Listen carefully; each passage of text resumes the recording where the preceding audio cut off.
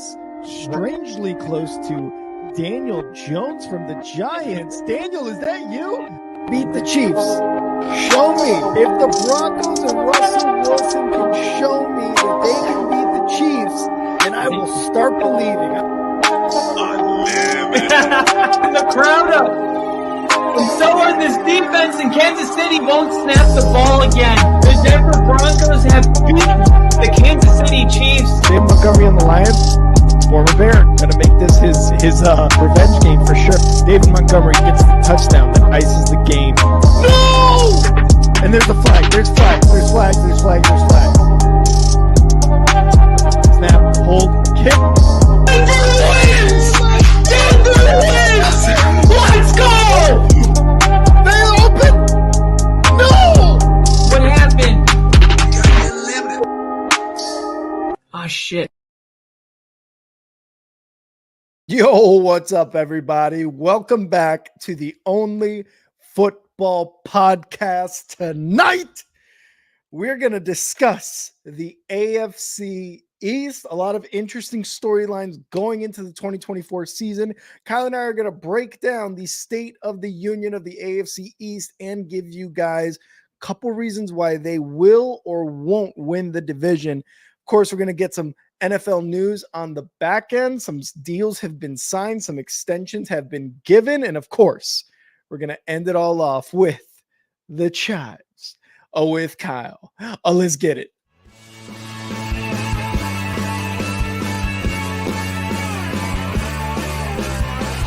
America is football. Football is America. Football is America. If you don't like it, you can kiss your candy ass. This is a moment in time. I don't give a damn. Oh my God. No. You love this. 30 to 27. Oh! Chiefs win. Chiefs win 30 to 20.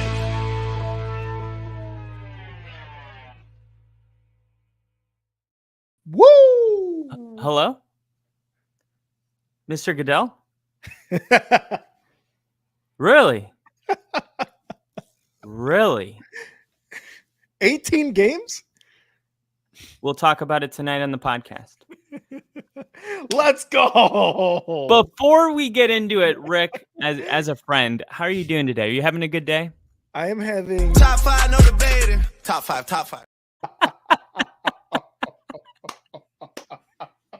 I just needed to get it out of the way. It's gone. I don't have to have that lingering in my mind. I really did want to know, though. How's your day? I'm Kyle. That's Rick. I'm Rick. That's Kyle. Fuck you, Kyle. That was so good. I was about to go into how good my day was, and then Kyle just went, bah! It's been a good day, man. It has been a good day. It's some beautiful weather out here on the West Coast in Washington. Although June is known as January over here, so it like rains randomly. There's a bunch of wind. There's cloudiness. It's Washington, makes sense, but like You're almost being there. almost there. Being from Chicago, it's like June is like it's hot. It is summer. But being in Washington, I'm like, man, this is completely different. But regardless, it's a sunny day out, as you can see, and it's been a good day. It's been a good day. How about you, dude? You really appreciate the sun around that time of year. Absolutely, you do. Because you made it through the dark winter. Mhm. And you're right there. I mean, really, you're probably, 2 more weeks away from no clouds for 2 months? Pretty much, yeah. And that'll be that's the non-depression couple months in Washington. That's a reminder of why you live there. Yeah, this is why we do it, everybody. This is why we do it. My day was good. I was thinking, so for those of you that don't know, I started a new job at a 55 and up community. And right now I'm doing what's called preventative maintenance, where I'm going through and I'm just doing a lot of cleaning on the AC systems and stuff. But it's just in my personality to get into conversations with people, because I go in there and I'm just, I would consider myself a pretty friendly person. And that always puts you kind of at risk of getting pulled into these conversations. And, you know, a 55 and up community, those conversations, I mean, they go dark, they go deep right away. They're just like, here, carry this burden. And I'm going unit to unit. So I was talking about how sometimes I think people that are really friendly when they have jobs like this, by the time Mhm. they get home, they're exhausted because like my physical labor is not even what's exhausting. It's Yeah. giving these people everything I have in conversation. Mhm. And it doesn't seem like I'm like burnt out while I'm doing it. It's when I get home that it all catches up to me. Yes. Yeah. 100%. Does that happen to you sometimes? Like if It's you don't notice it at work, but when you get home, then it comes in and you're like, wow, I am exhausted. Yeah, especially when you get home. That's one of the things I've realized, and like one of the things that like my wife and I are very good about is like after a full day of work, we need not only the drive back home, but like we need at least like a half hour to just fucking just sit down, scroll, turn your mind off, and Yeah, then resume normal human being activities. that's so true. Like, Yeah. is that I guess everyone's doing that, It's Mhm. like it's so funny when you hear like other people have the exact same thing. Go home, play something on your phone to just take your mind totally away, Yep. and then lock back in 20 minutes. Lock the fuck in, Kyle.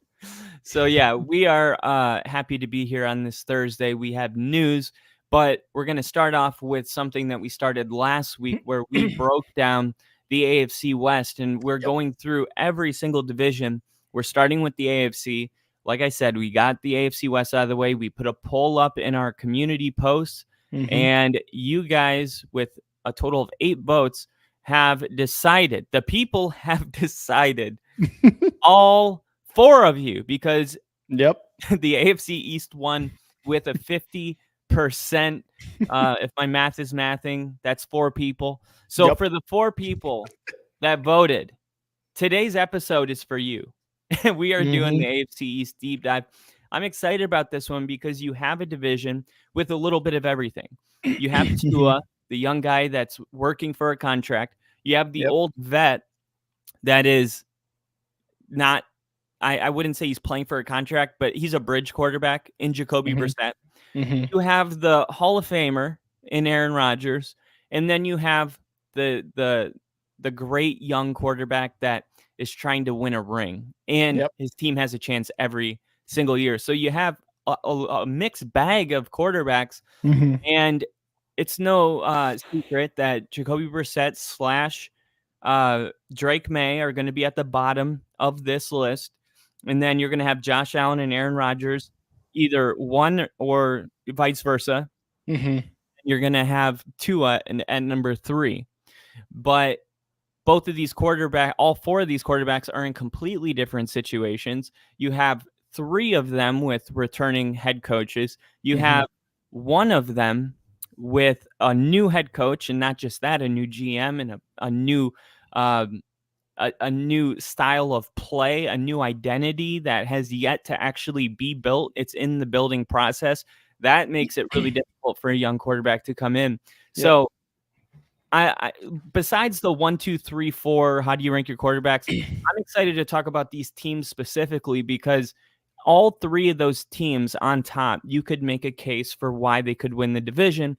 Mhm. And that's what we're going to talk about today, and which quarterback is going to lead their team to a better record in the AFC East. Yeah, no, and I like the way we're about to go about it too, because what I said at the beginning in the intro, one reason or a couple reasons, right? Why they will or why they won't win the division. And you mentioned the quarterbacks. That is easily in the NFL and really across sports, the most important position uh, for any team, right? For any sport across all sports. What I want to focus on, and if we can start it off with the Patriots if you're good with it. Yeah. One of the reasons why I do not think they will win the division, why they won't win it. Okay. Yeah. Want to go with this first. And it's easily the quarterback play, right? Jacoby Brissett, Drake May. They drafted Drake May. Was it third overall, second overall? Third Second, overall.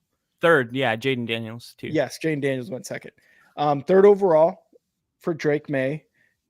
They just there was a mutual separation of the Patriots and Bill Belichick. So they bring in Gerard Mayo, a former player for the Patriots and who has been a coordinator coach under Bill Belichick for a really long time.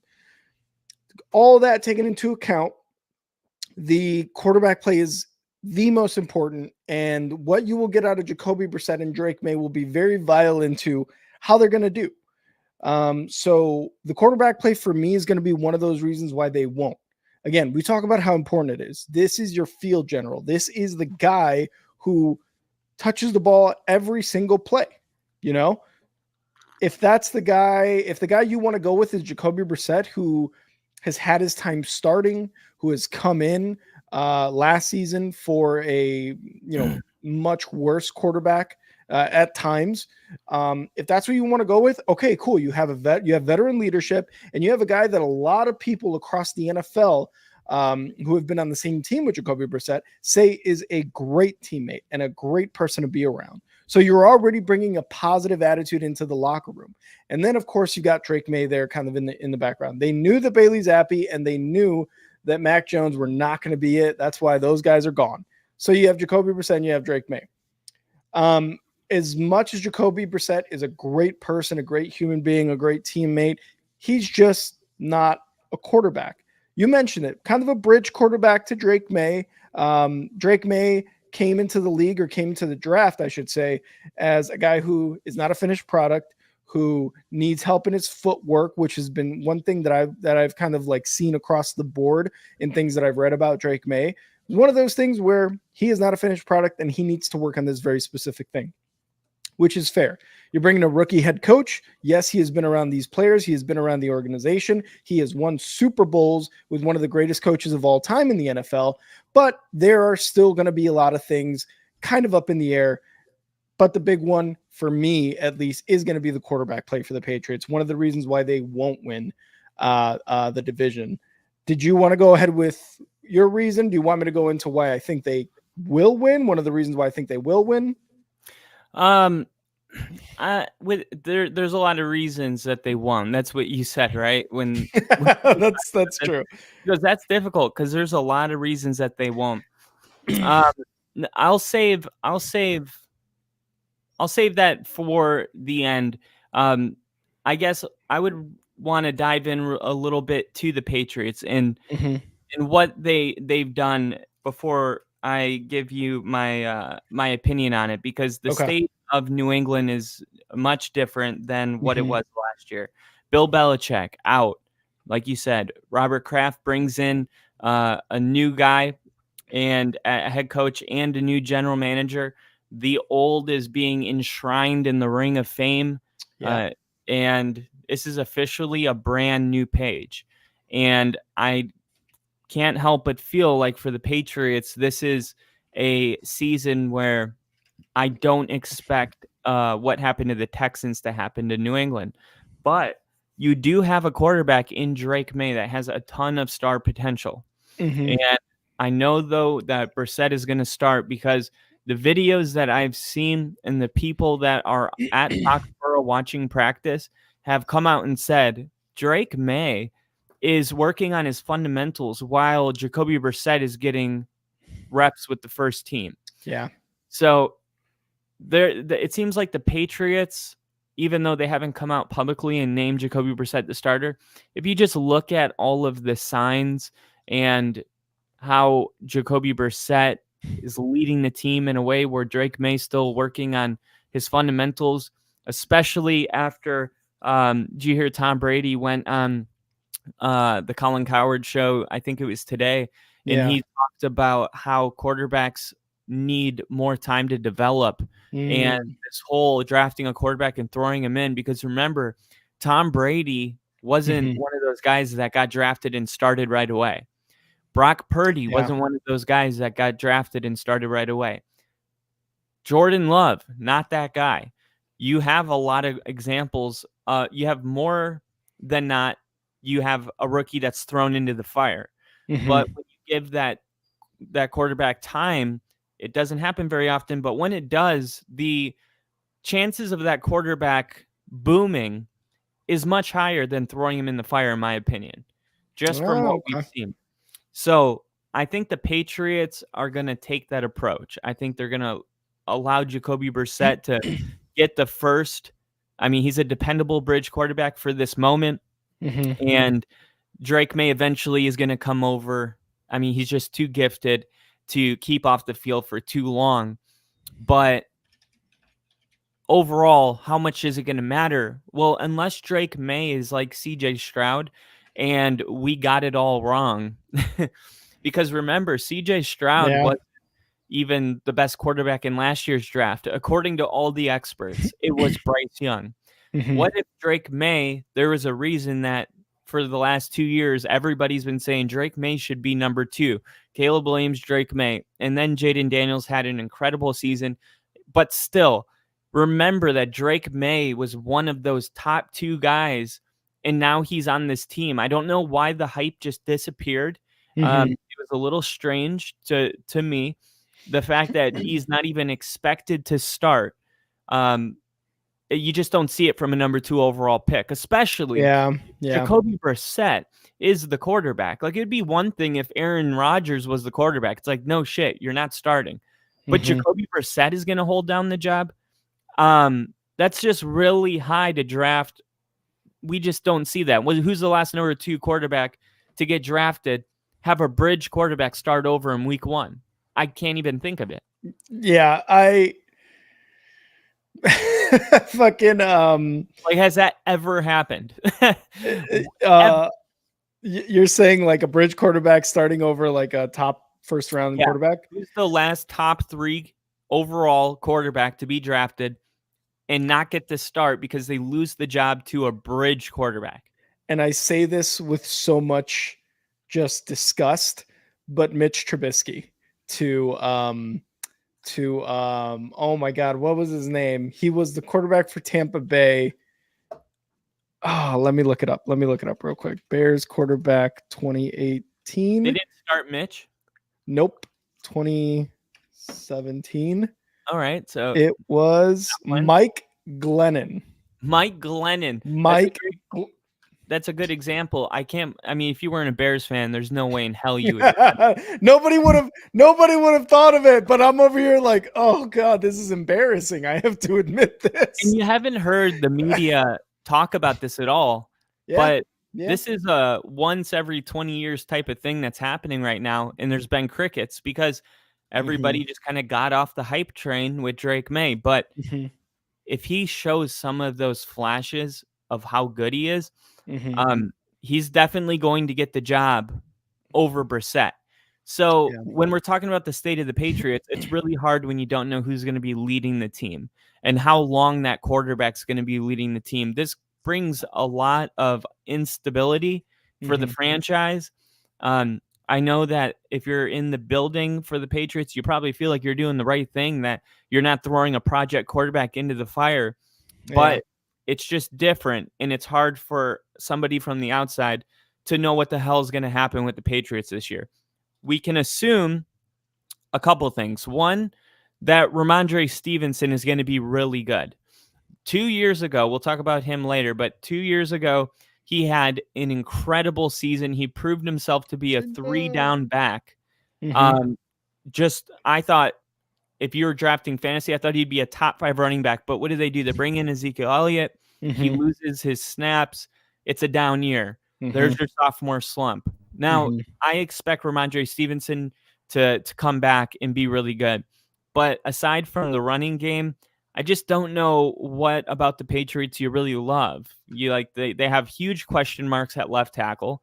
It's a huge concern right now for them. The receiving core is not sexy. There's nothing there. You don't know who your quarterback is. I got to say, this might be like the second worst team in the league this year. Yeah. So when we're talking about reasons that they won't make the playoffs, I'm with you. There's a lot of reasons why the Patriots are not going to win this division. And I think the other 3 teams will be much more kind of fun to talk about because now we can actually have an argument, because the Dolphins have proven that they can win at least 10 or 11 games every year Mike McDaniel's there. Tua Yeah. has been on notice for a few years now. Now he goes out on a contract season, and he's got to prove once again that he is worth a contract extension. But that could change the entire dynamic of Tua's season. Then you have the Jets with Aaron Rodgers. Is that going to work as well as it was supposed to last year? And, of course, the Buffalo Bills with Josh Allen aren't going anywhere. So looking at those three teams, I guess you could pick one that you want to do second, and we'll talk about them. Yeah, and before that, I do want to say a couple of nice things about the Patriots. Okay. Yeah, and you mentioned one of them that I was going to mention as well, Ramondre Stevenson. They just they re-signed them, and we'll talk about details here at after we do the AFC East, talking a little more about the NFL news portion of the show. But also we can't overlook their defense. They've been top 10 in yards allowed per game for the last 4 out of the last 5 years. So their defense is actually pretty damn good. I mean, again, but Rick, there's no Bill Belichick. Still no Bill. You're right. I mean, still no Is Bill. The defense going to hold up? With Gerard Mayo, it might. That is one of the things. Yeah, exactly. Right. Because with Gerard Mayo, point taken. All right. Checkmate. With Gerard Mayo, him being one of the defensive guys on Bill Belichick's staff, again, learning from Bill Belichick, being in that, just in his presence and learning from Bill Belichick, taking on the reins himself, the Patriots are very, very much, at least in my opinion, one of those teams going into 2024 that you already know they are going to have a good defense.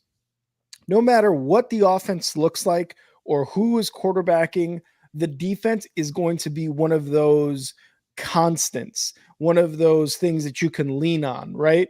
So I think going into next year, and with probably, I would say, the next 2 to 3 years, the defense for the Patriots should be one of those constant things that is producing, that is, holding people to certain yardage, getting sacks, getting takeaways. Like you said, it's what it happens on the other side of the ball that just doesn't look too bright. They brought in KJ Osborne.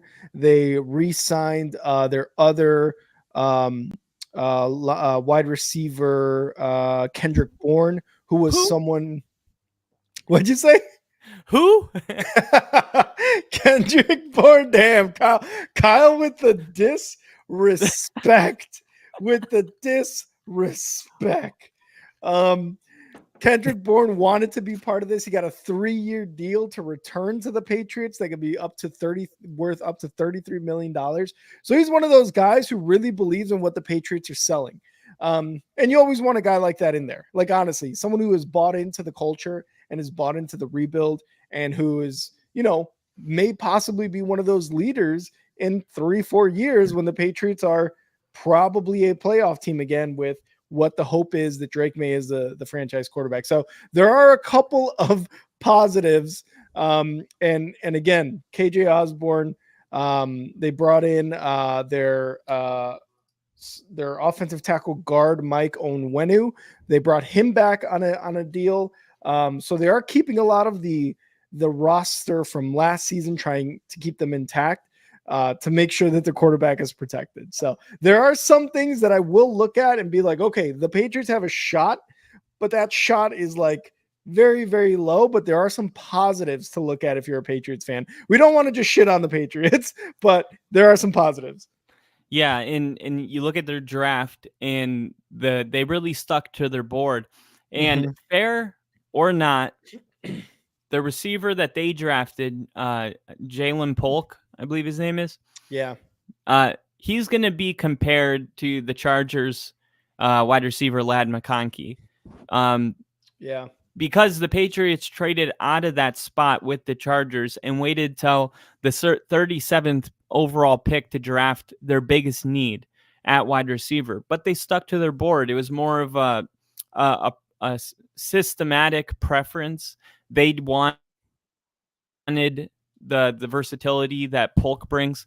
Polk was he the second best wide receiver on his team? You had Rome Odunze and then Jolene Polk. I think it's Jolene. but New England stuck to their guys. They made the Drake May draft pick, of course, 3rd overall. We talked about that. And then you get Polk out of Washington, and then they go offensive tackle with Caden Wallace. But from what I understand, Caden Wallace and the current offensive tackle are both right tackles, so they still don't have a left tackle. Then they got Layden Robinson, 311 pounds, 6'3". I guess you could guess he's a guard. Javon Baker. Now, I've been saying Javon Baker is, I think, one of the best draft picks that they made. 110 overall out of UCF. This guy is going to be really good. So I love that you see the Patriots stuck to their board where other teams will just pick the most talented player available as per whatever the news is telling you is the best player available, because it's pretty damn close, the way the draft falls. But Javon Baker was somebody that I personally, when I did a deep dive in the combine time, I fell in love with him. So if the Patriots fell in love with him too, I feel like I have a weird connection with them in a way, because we both saw something in this guy, and we'll either be right together or we'll be wrong together. Kyle kissed him. Huh? Kyle kissed him. That's their connection right there. And then Jaheim Bell, who I think is an underrated tight end out of Florida State. So if you really want to nitpick the offense, you have to keep in mind the additions. You got to mention that Jalen Polk is on the team. You got to mention Javon Baker's in the slot, and Jaheim Bell is their new tight end. And they have good tight end play the last couple of years with, who the hell? What's his name again? Who's that? The tight end for the Patriots. Hunter Henry. Hunter Henry. Yeah. So if Drake May comes in and now you have a start, because Ramondre Stevenson's a 3-down back. Yeah. I mean, there's a scenario where maybe the Patriots turn their season around and maybe it happens really fast. Like the Texans were projected to win 2 or 3 games last year, but a young quarterback and a great draft and a team coached really well turned it all around. So my reasons why the Patriots can win the division is that these young players come in and contribute right away. Drake May ends up earning the starting job in the preseason, and he starts week 1. Jaheim Bell turns into a really good tight end, and all of a sudden, you got a team that you're like, I didn't know Jaheim Bell. I didn't know Polk. I didn't know Javon Baker was going to pan out. I didn't know Ramondre Stevenson was that good, because last year he might have tricked you into thinking he's not, when the year before he put on tape that he has top 5 running back potential and he deserves the money we'll talk about. We could get blindsided by the Patriots, because every year there's a team that is supposed to be dog crap, and all of a sudden we're talking about them late December. So the Patriots, they're going in a totally new direction. I think it's fair, though, for the fans to not predict them to be a playoff team. It's just kind of one of those things where it's like, okay, show me. I'm not going to predict it. Show me something and I'll reevaluate. And they also brought in a pretty underrated move. They brought in a guy, Antonio Gibson, who was running back out of Washington the last few seasons. I think he was drafted to Washington. Not someone whose name is super known or anything like that, but he can catch the ball out of the backfield.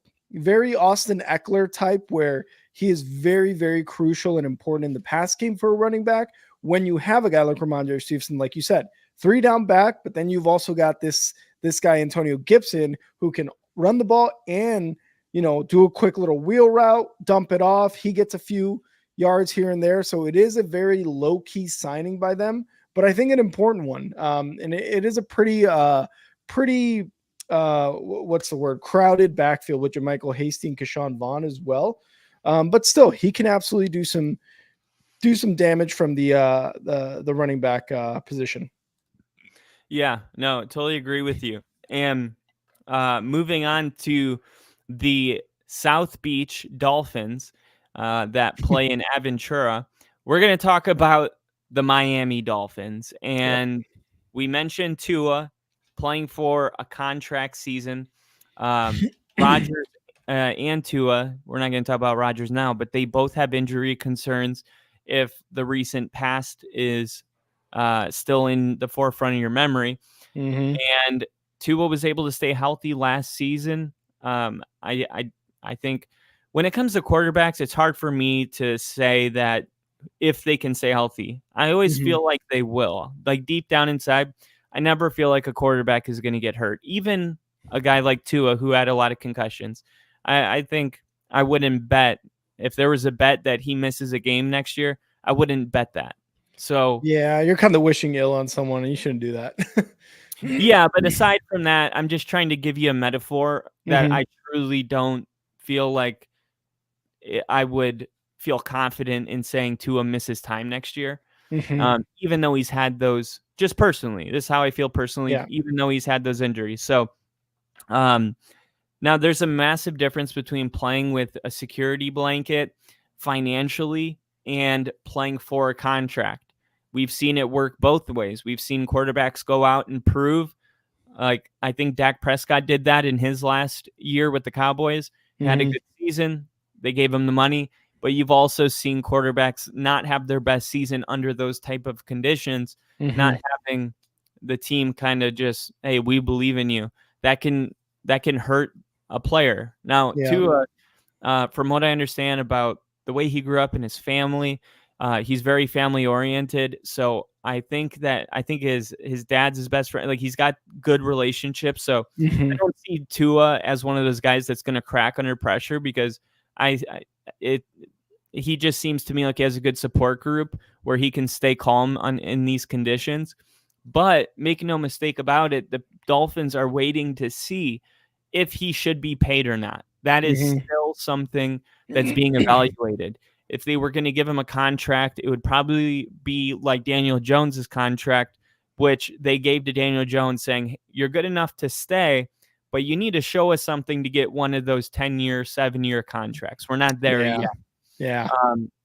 So Tua is in this situation where his agents probably say, no, we're not signing a 2-year deal.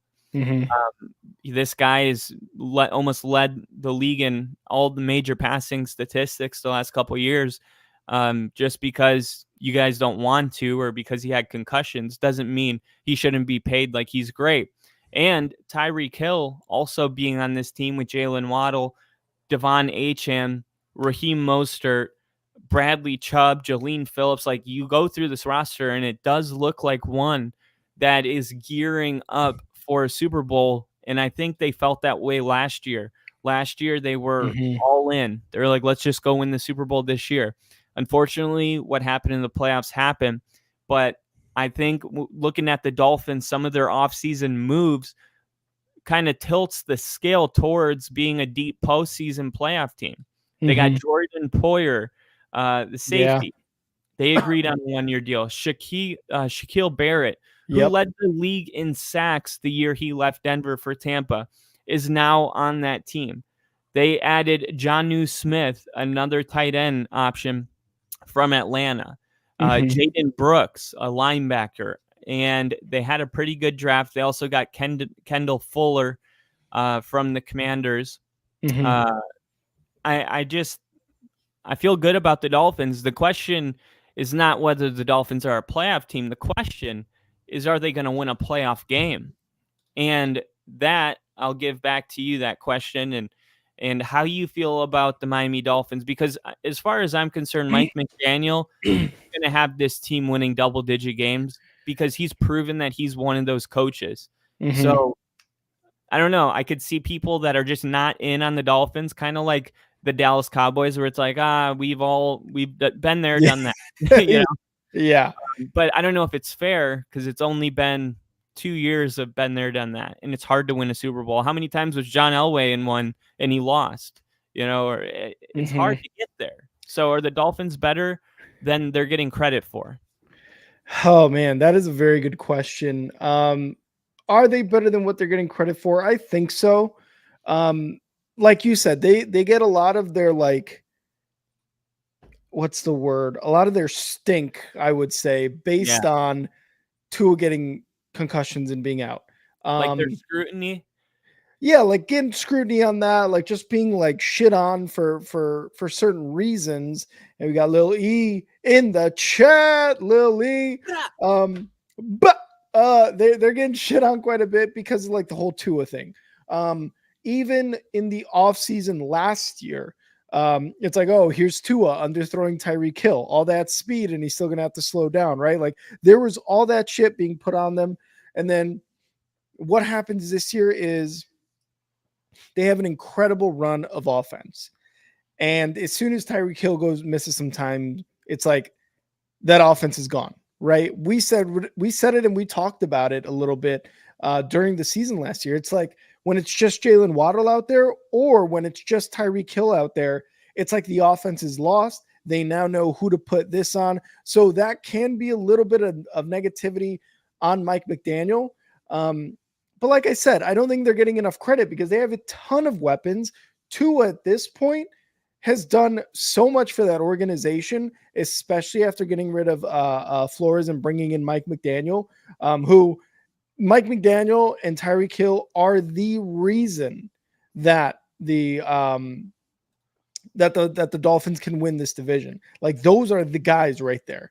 Obviously, their defense with Jalen Phillips and Bradley Chubb, they're a little injured. They're bringing in who you said Shaquille Barrett, Jordan Poyer to bring that veteran presence in to kind of like use them as stopgaps for all these injuries happening because there's really no timetable, I believe, on when Chubb and these other guys are going to come back. Yeah, they're not sure yet. But Phillips got hurt late December, so you're looking at late October in the best case.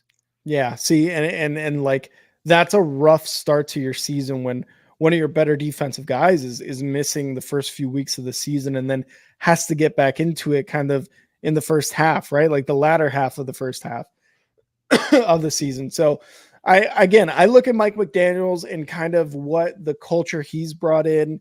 It's a bit of a laid back Miami type of culture, really, if you kind of look at it, right? The way he dresses, the way he kind of, you've seen him on the field. And we it's dress not the same. I don't doubt it. And it's not a bad thing either on his end because look where the Dolphins are at. The Dolphins have not been in a position where we're talking about them in the offseason about winning the division and having a very, very good shot at it in a very, very long time before McDaniels came in, right? And Tua, even though, again, his rookie and second year were a little rough. But though, Mike McDaniels and Tyreek Hill, and even to an extent, Jalen Waddle are going to be one of the reasons. I think the biggest wild card is Tua. But I think the Miami Dolphins are also in that same spot that the Jags were in. What's out there that's better than Tua Tagovailoa right now? There's nothing. Are you going to wait an entire season, not pay him, and then bank on a rookie when you have a guy who, for the first, I don't know, 7, 8 games last year was like looking amazing with the weapons that they got him? I don't know, man. That's the biggest wild card for me, but I feel like they're in the same position as the Jags. It's like, yeah, we actually have to pay him because I don't know if there's anybody better out there right now. Yeah, and there was a pretty good amount of a substantial amount of losses as well. When you look at Xavier Howard, not on the team anymore. He's gone. Christian Wilkins signs a big contract with the Raiders. Yep. Robert Hunt, Jerome Baker, Emmanuel Ogaba, Deshaun Elliott, Brandon Jones. Now, one thing, though, we talked about all those additions, and you can make a real argument that if you take the subtraction and the additions, that they equal out. They're back to where they were. And that's kind of the whole point. When you have a team as good as you have last year, you just want to keep that team right where they were.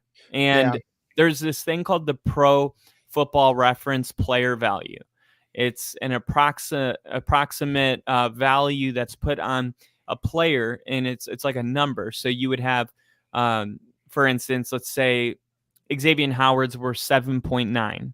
Christian Wilkins is 7.4.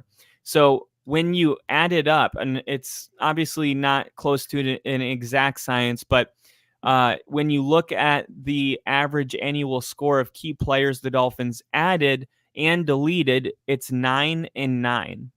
So they added 9 points. They lost 9 points. So Very even. Yeah. yeah. So I think it's fair to expect the same quality of football. Mm-hmm. But it is different players. They might be coming from a different scheme.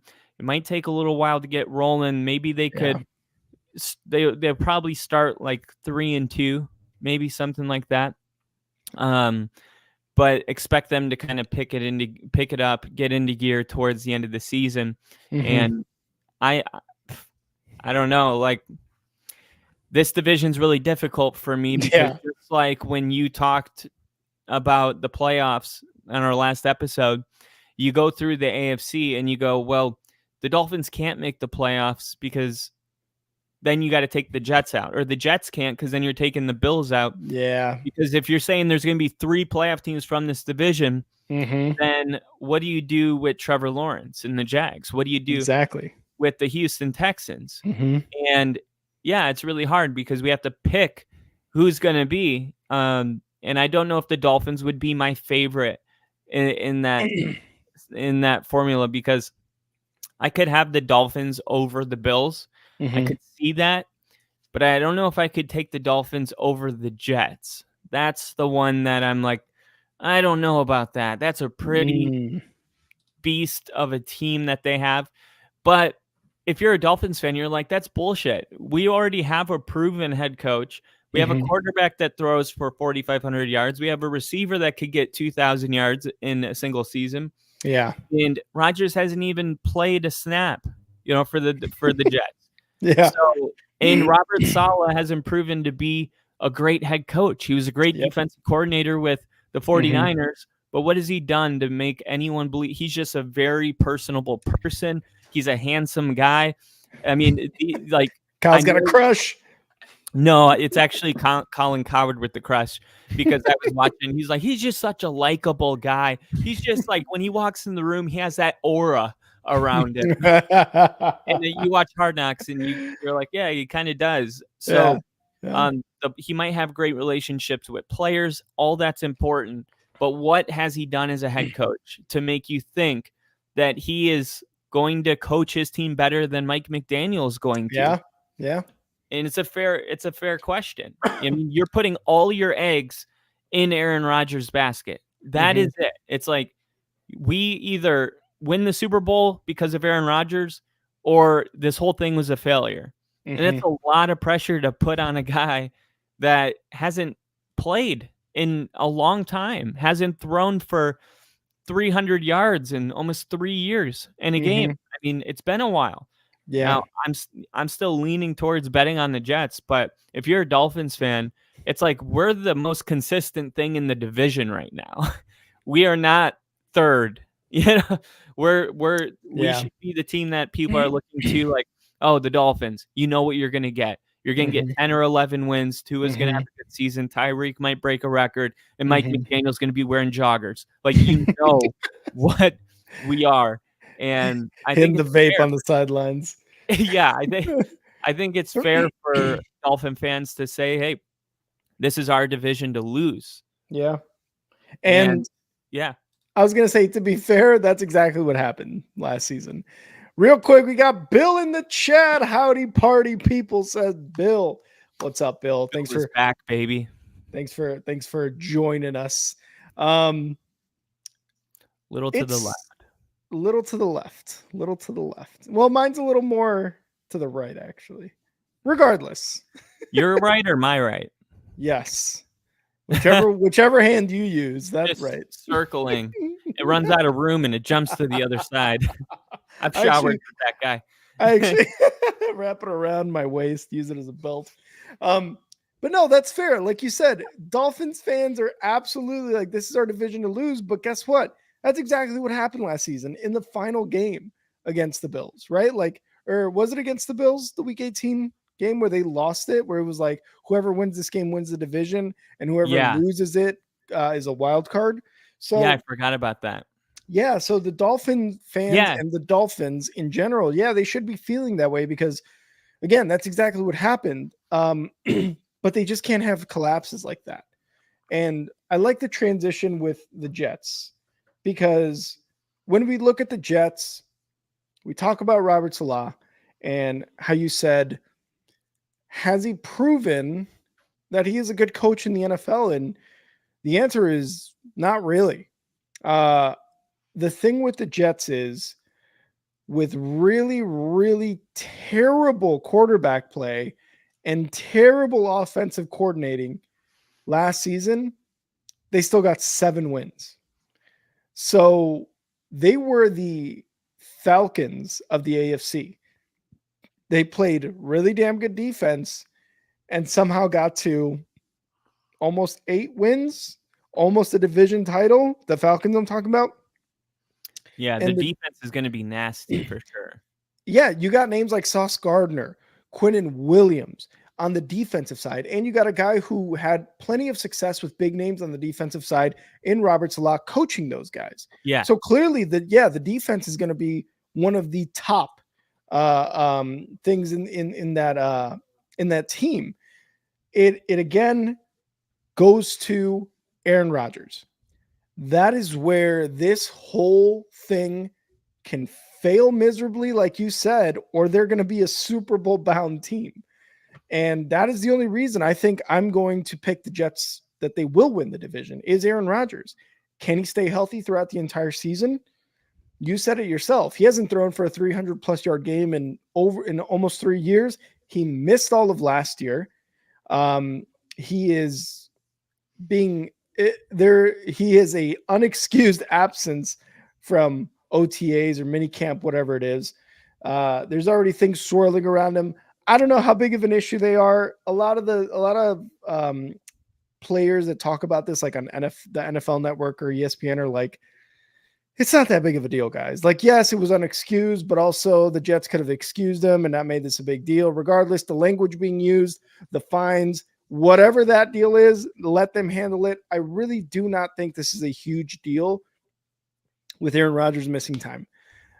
Is he doing ayahuasca? Sure, probably. I don't know. I don't care. He's going to come back and he is going to be Aaron Rodgers of his entire career. He's going to come in and he's going to be like, hey guys, I've won a Super Bowl. I've been in the playoff many times. I've been MVP, whatever, many times.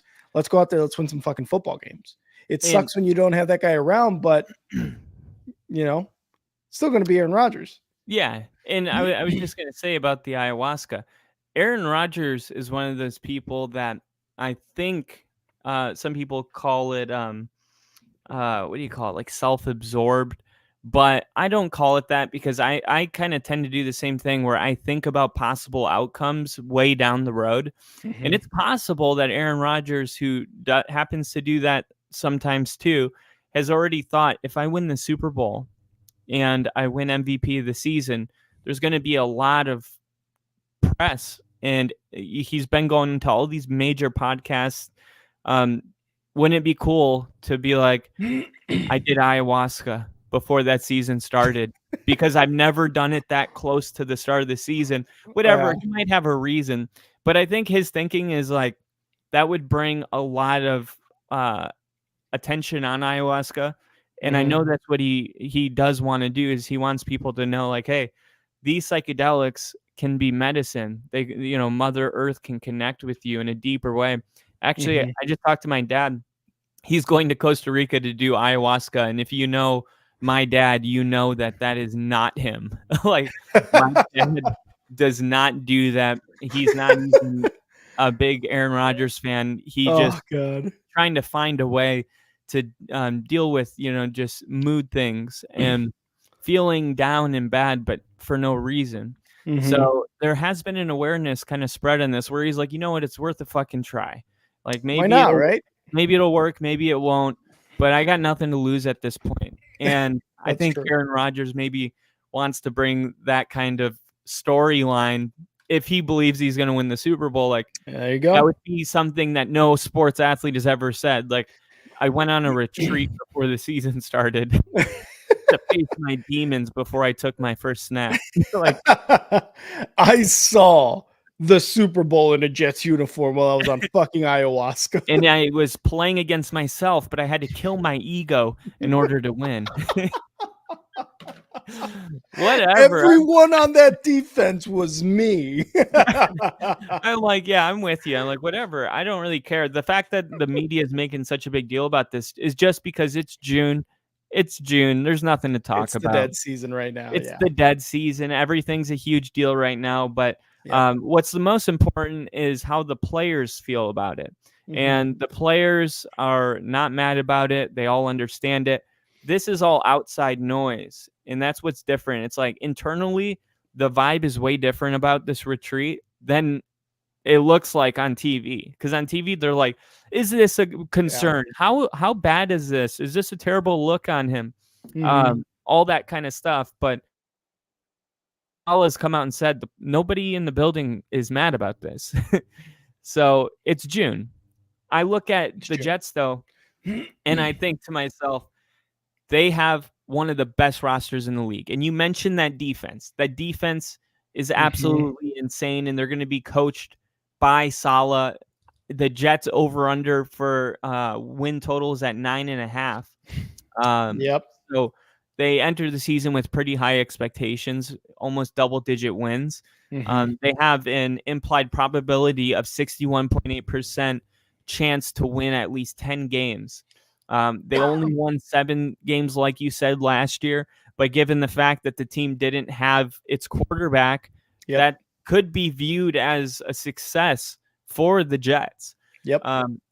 The defense is going to be great, arguably the best defense Rodgers has ever had. Last time he had a top 5 defense, he won the Super Bowl with Mhm. against the Steelers. He was They also 10 years younger, though.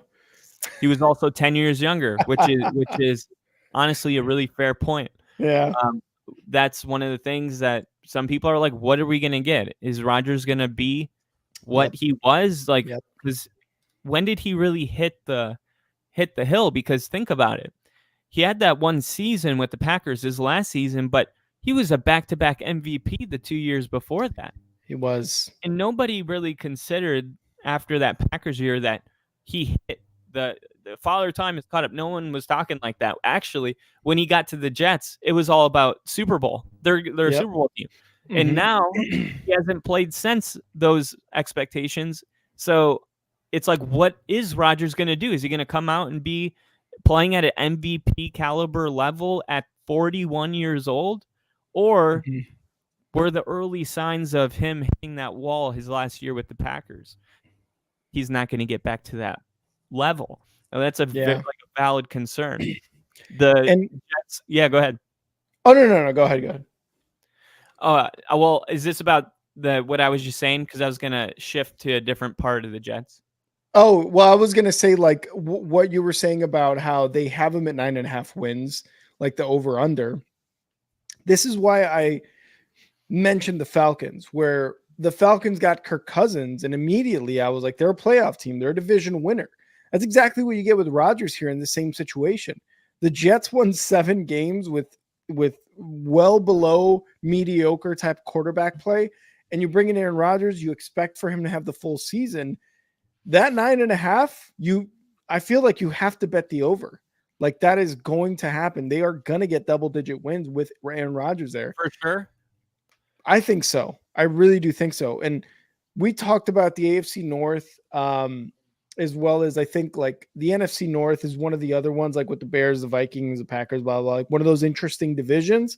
Yeah. With Aaron Rodgers back in the lineup for the Jets, it makes the AFC East also like one of those divisions to absolutely watch this year, because it's going to be really maybe up and down. Maybe the Jets are in the lead week 4.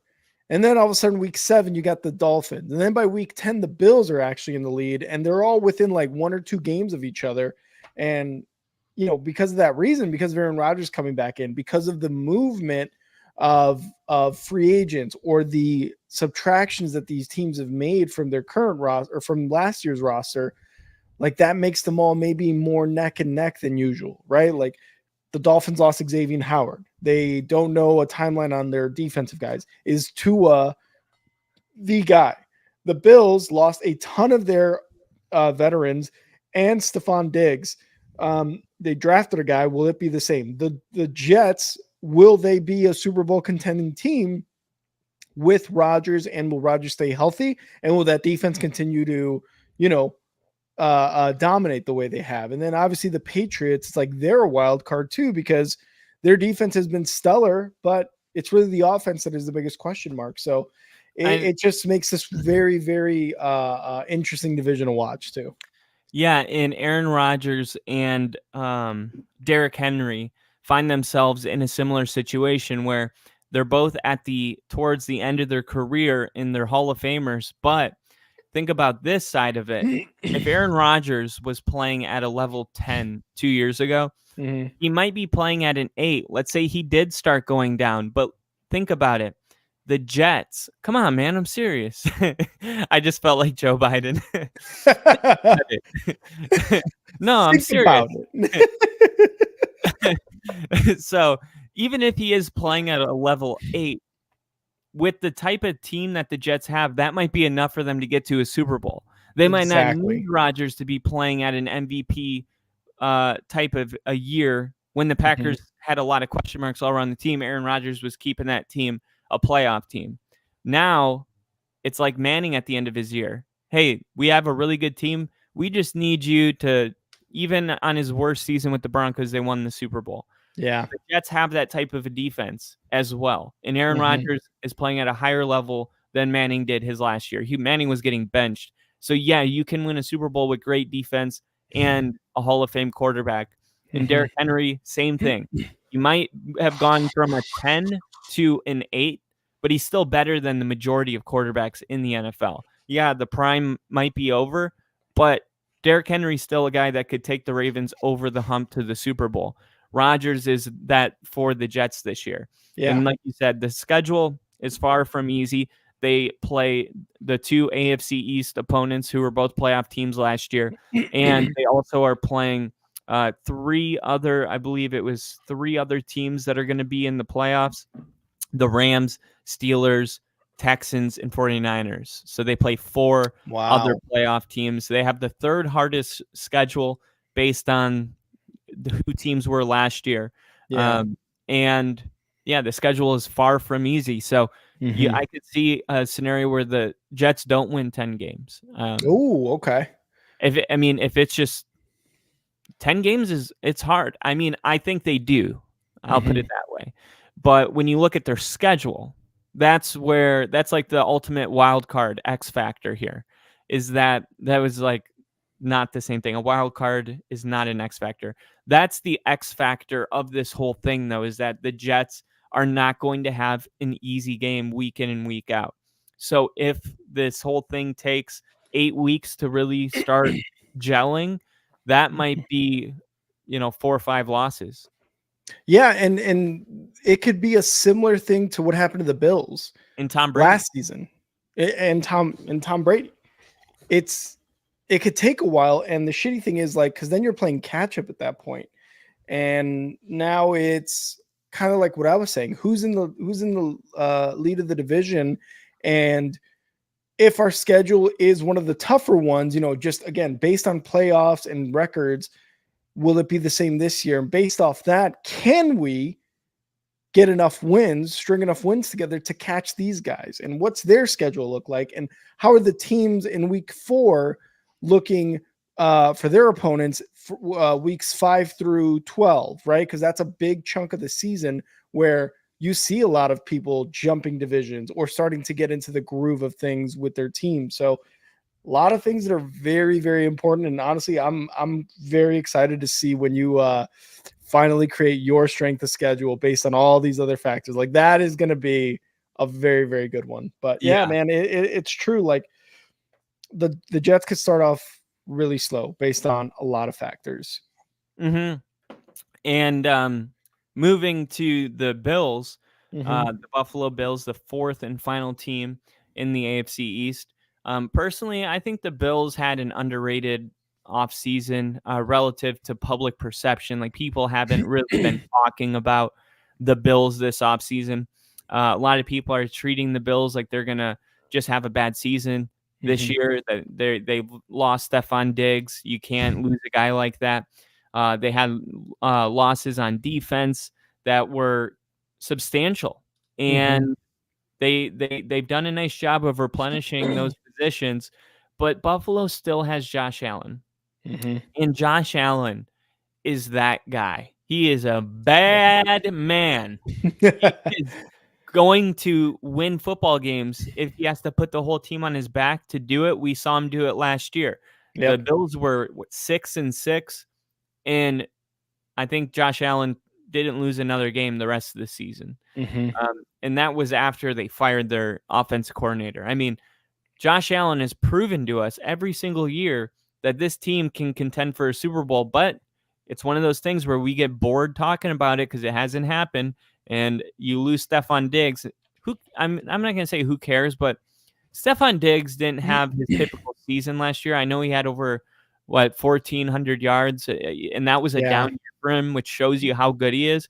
But they could have won that playoff game if he would have played a bigger role in that game, or at least caught that 80-yard bomb that he threw right into his chest. We were criticizing him so bad where it's like Diggs is always complaining about the amount of looks he gets. And then when it comes to big time plays like that one that you're referring to, he drops it or he doesn't catch it. And it's like, dude, why do you bitch and moan and then drop something like that could have completely turned the tide of the game to you winning? So I get it. And they went 6-7 last year in one-score games, and that includes 2 overtime games, one against Denver that they should have won. So you look at that, and it's like if those one-score games would have gone the other way, if they could have gone 13-2 in those games, that would have changed a lot. 6-7, that's a losing record, but it also tells you that they had 13 games within one score. Mm-hmm. So that's a pretty big deal. I know when you're trying to predict how a team's going to be next year, like the Vikings, the Lions. Remember the Lions were like 0-10 in one-score games? And I remember something like that. Yeah, and then they a lot of people were like, man, if they could just win those one-score games. Like the opposite is the Vikings. They had a negative point differential, and they won 12 games. They were the first team in NFL history to do that. Yeah. Well, because they won all of their one-score games. All of them. They found a way to win them. Last year, Buffalo lost more of those than they won. But Dalton Kincaid is proven to be a really good player. He could be the focal point of the passing game, like Sam Laporta type of a role. And the offense runs the ball a lot. And they're going to run more under Joe Brady.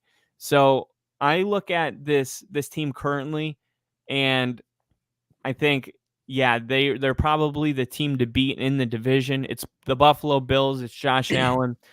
They've replenished. They've lost. It's not going to be easy. It's going to be ugly. They're going to have to fight for their wins. But there's a reason that they're over-under set at 10.5, and the Jets are at 9.5. It's because the Bills have proven that they're good for at least 10 wins every year. Yeah, and you mentioned Josh Allen, that guy. He's a bad man. Similar to Patrick Mahomes with the Chiefs, it's like it's constant. As long as Josh Allen is on the Bills, they are a playoff team. They are expected to go every year to the playoffs, which is why we say the quarterback position is one of the most important positions, if not the most important position in all of sports, because a guy can make that much of a difference. Yeah. One of the reasons I don't think they'll make the playoffs is their coach, man. It's their coach sometimes.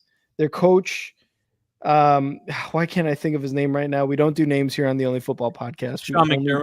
Sean McDermott. Thank you. Kyle does do names now. But Sean McDermott, some of his conservative play styles last season with the whole overtime thing, that whole debacle or whatever or was it them or was it? No, I'm thinking of the 49ers. Okay.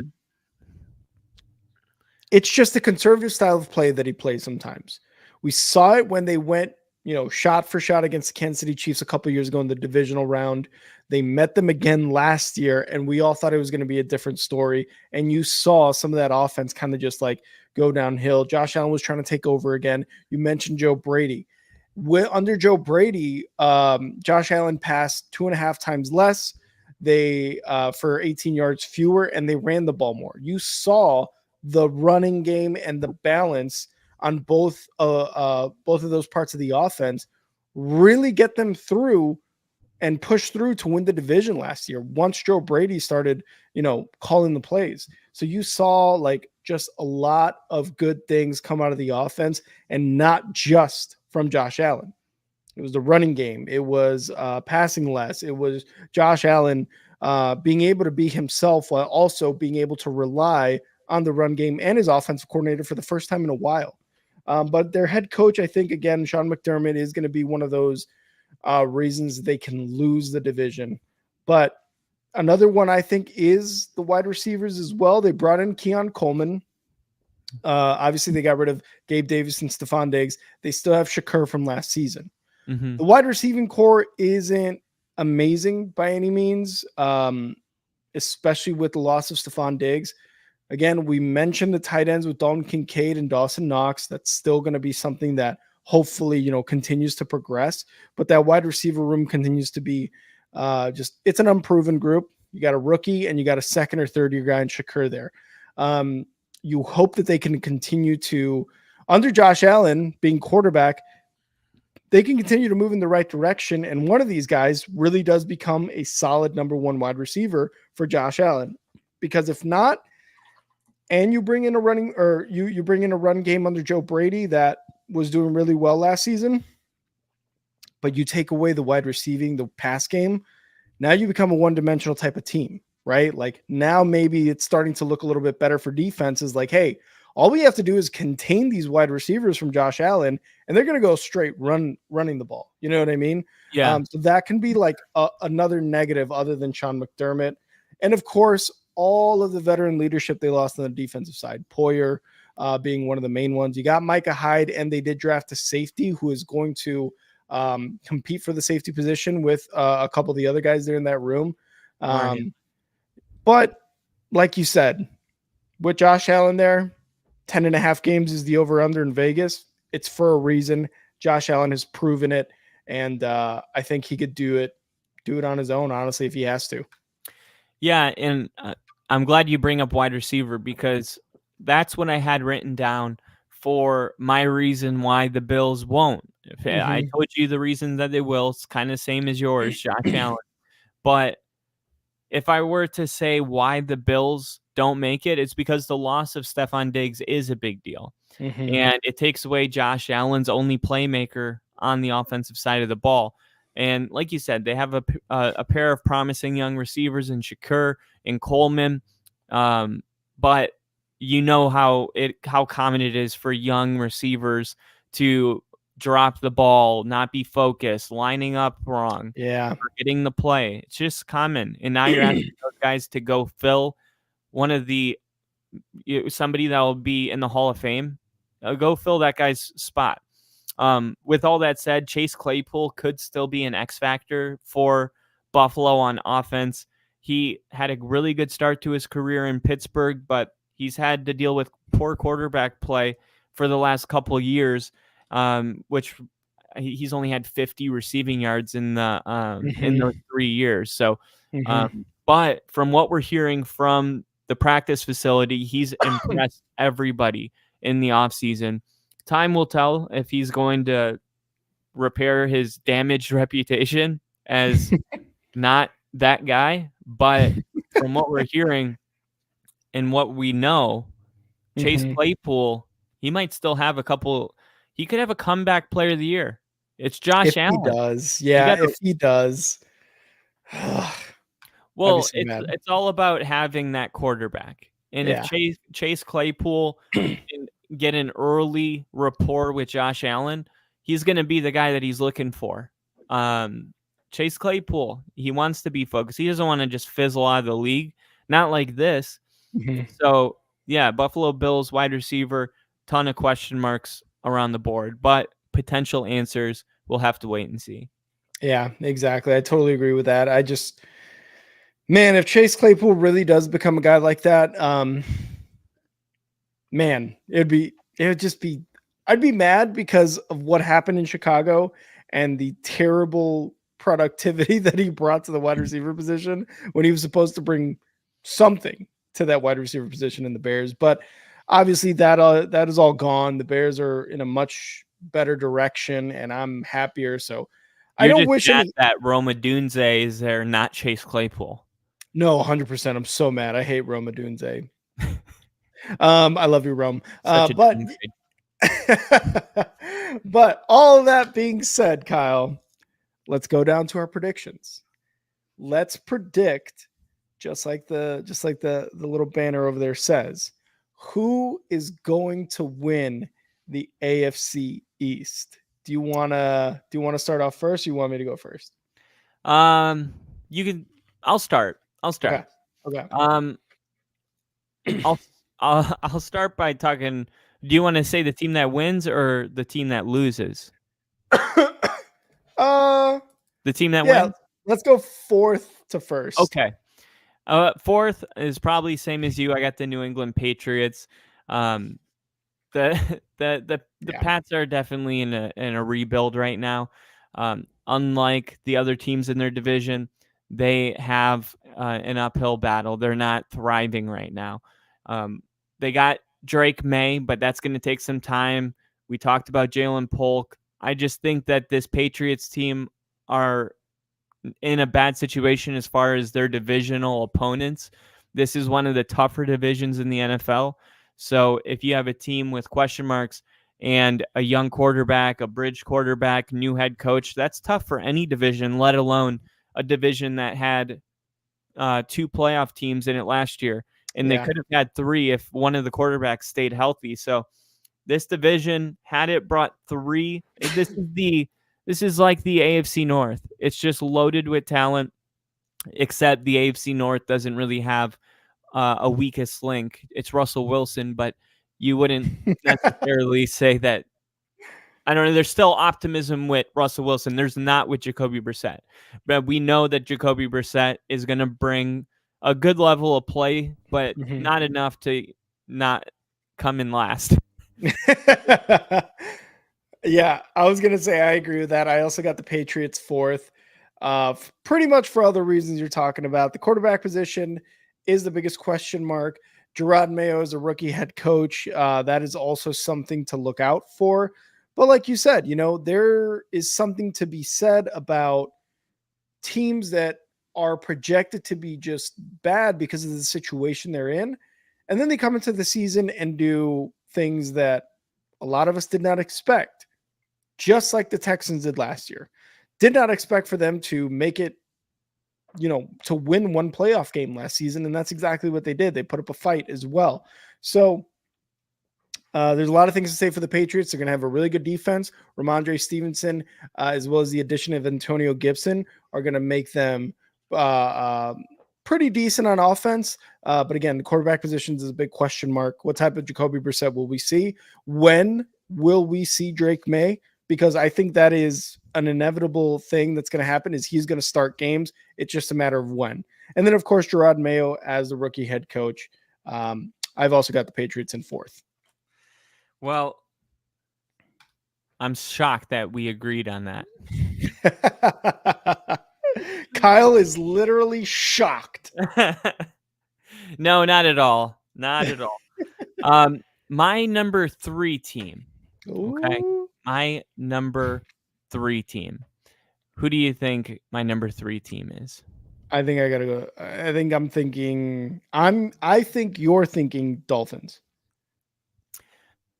I gotta go with the Dolphins. I was like, "Fuck you!" You don't. This is a tough game to play. Yeah, it is. The Dolphins could very well win the AFC East. Their run game complements their passing game. They're really balanced. They might not be the best defense in the NFL, but they're a really good defense that dealt with a ton of injuries last year, losing Jaleen Phillips, who had 6.5 sacks in his first 8 weeks. Yeah. I mean, he was having his breakout year. Bradley Chubb goes down with an injury, which is the norm. But the Dolphins, if they can stay healthy, they also lost Jalen Ramsey, one of the top corners in the league. If they can stay healthy, they've proven that they can be that team. But that's a lot to ask for when you know Phillips isn't coming back till late. You know Bradley Chubb can't stay healthy, and Tua has those concerns as well. There's the cold weather thing. There's a lot of reasons why you could say that the Dolphins are in a vulnerable position, even more so than any of those other teams that are ranked above them. We haven't seen consistent production from the defense since Mike McDaniel's been there. Getting out of the AFC means that you have to stop offenses like Buffalo and Kansas City from scoring. Of course, Miami can keep up with either of those teams in a shootout, but eventually it's the defense that has to be capable of making a stop.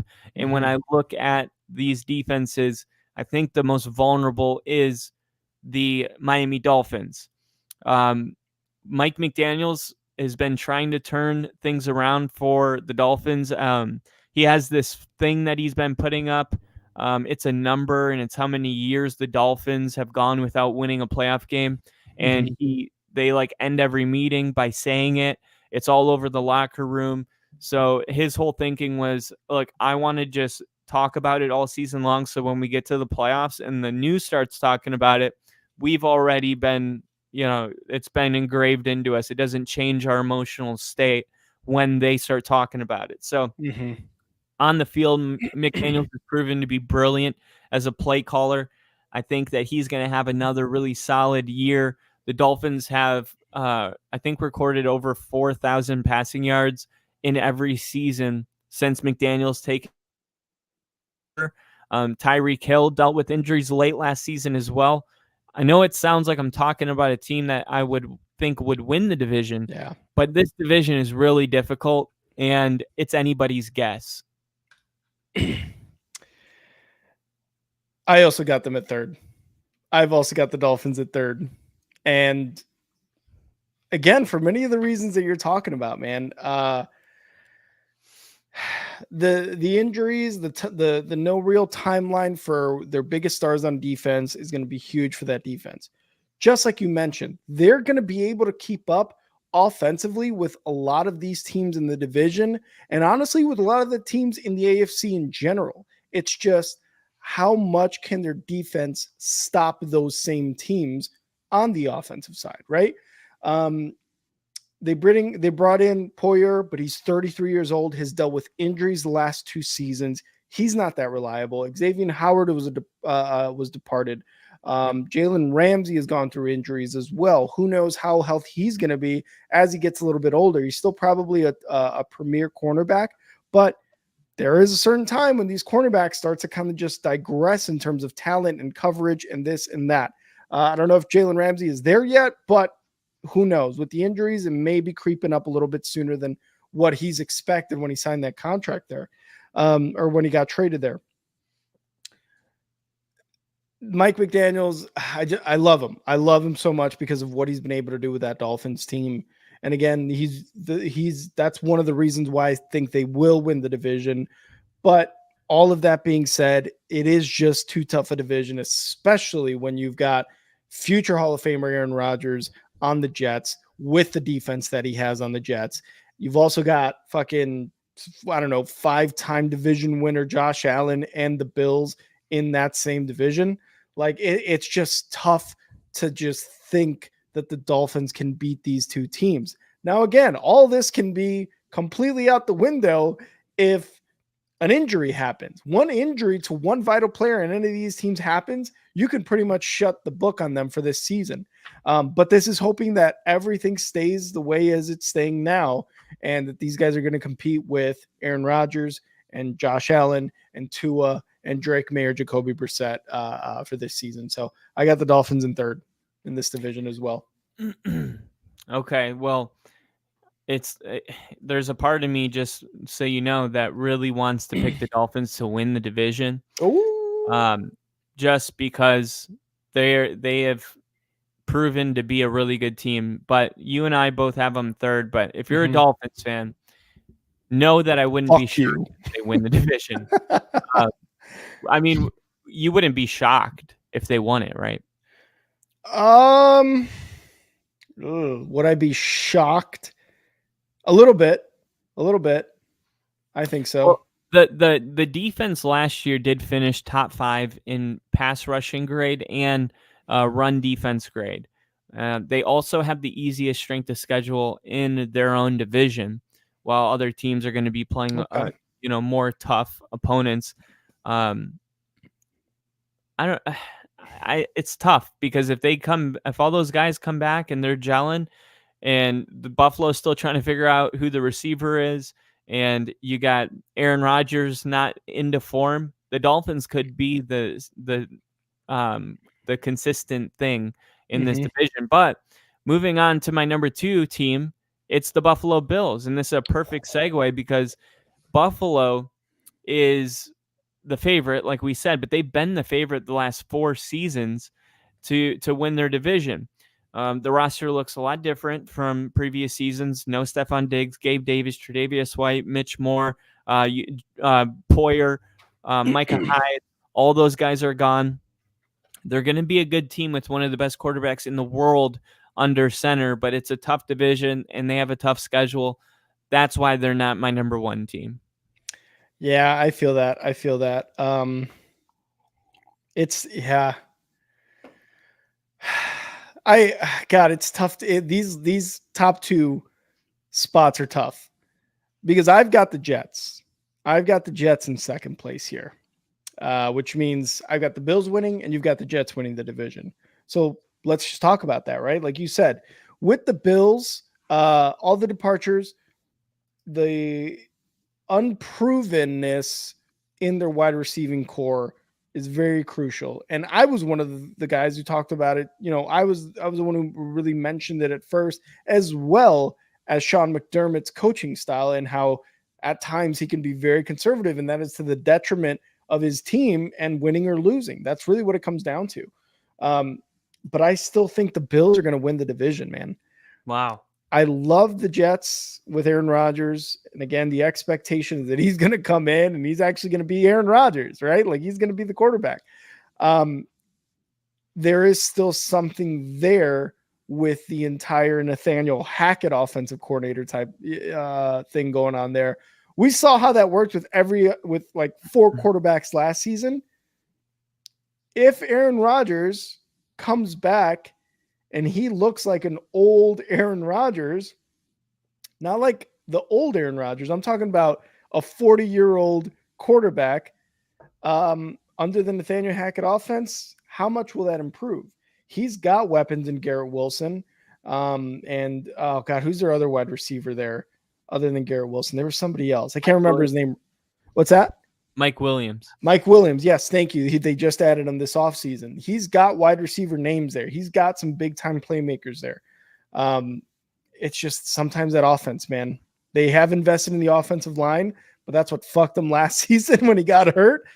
Who knows how all of those pieces that they added on the offensive line are going to gel the first few weeks.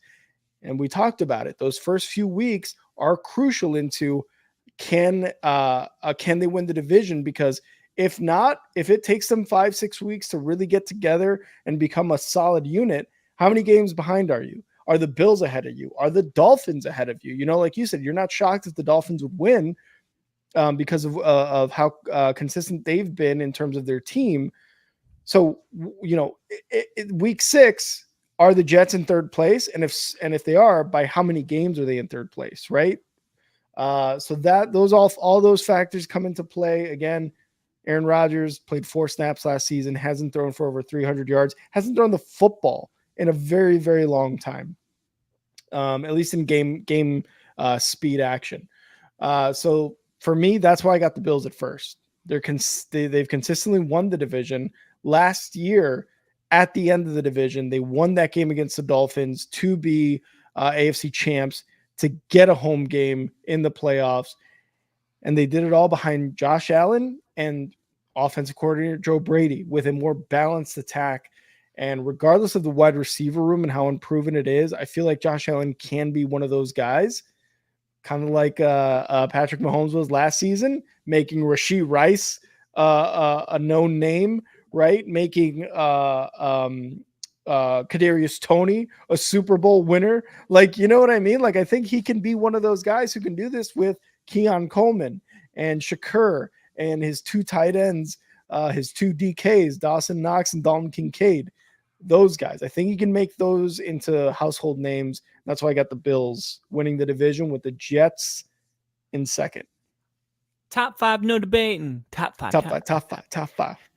Well, I had a feeling we were going to disagree about my number one, so I have my notes, and I'm excited about it. Man, fuck your notes, bro.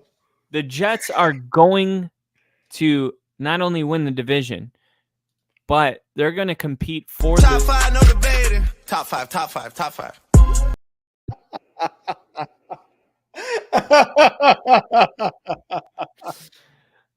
So the Jets are they're going to compete for what? A Super Bowl. A Ooh, Super Bowl. This is, and it's been a while since the Jets have been back. And by back, I mean a legitimate Super Bowl contender. It's been a long time. And you're probably at home right now going, oh, here we go again. Every year, same story. But it is different this time. And the more I looked into it, the more I see that the Jets maybe should be the favorite to win the Super Bowl this year. Last year, there was understandable hype. The defense was loaded after 2022, and they were the best defense in the NFL. And I'm trying to find my notes here. The Jets won 7 games last season despite not having Aaron Rodgers because they had an elite defense. They were the league's best defense in the NFL last year, according to all the metrics. And JetsFanPage.com. No, these are my personal notes, and I wrote it down somewhere. My stuff's all out of order, but it is, where was it? There was a PFF thing in here. Well, hold on, where is it? Kyle's creating his notes now as we speak. No. Okay, the Jets, okay, I forget where I stashed it. It's not on these notes, but the Jets did have a top defense in the league last year. That's not a huge debate. That's the reason they won 7 games. Saleh has proven that he's a really good defensive coach. He had, I mean, look at Saleh in San Francisco. I mean, he guided one of the league's top defensive teams from 2017 to 2020. The 49ers were good on defense all of those years. Yeah. And Saleh took over for the coaching job in 2021, and the Jets were last in defensive EPA the year before he took over, and then they ranked 4th in 2022, and then 3rd in 2023. The Jets defense is good in all different areas. They're going to have a great defense, and what wins championships? What's the saying? Defense wins championships. And there's a reason. That's why Manning didn't win one when he threw for 55 touchdowns in a season. He did it when he was barely able to take snaps because of the defense that the Broncos had. And you got 8 of their 9 players coming back. CJ Mosley, Quincy Williams, Sauce Gardner, DJ Reed, Michael Carter, and one of the league's best defensive tackles in Quincy Williams, all going to be back on the team. The edge rushing room is going to look a little different. Not worse, different. It could even be better. They bring in Hassan Reddick, who was 4th in the league in the past 4 seasons with 54 sacks. That was 4th. And John Franklin Myers and Bryce Huff are out. But Reddick is going to join Jermaine Johnson and Will McDonald, who they drafted with their first-round pick in 2023. So they're going to be able to get pressure. Saleh's going to have this defense squared away. Then you look at the offense, and I will say safety is a weak spot. Jordan Whitehead is gone. They bring in Chuck Clark. We'll see how he does, but overall, I'm not too worried about it because of how good they are everywhere else.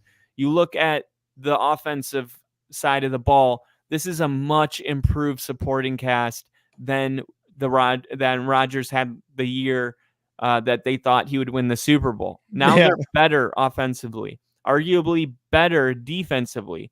They had a running back that was considered a top 3 running back in Breece Hall, who was recovering from his ACL injury most of last season. Mm-hmm. And he had his lowest snap share in week 1 and his highest in week 18, which tells you that he was spending last year getting healthy.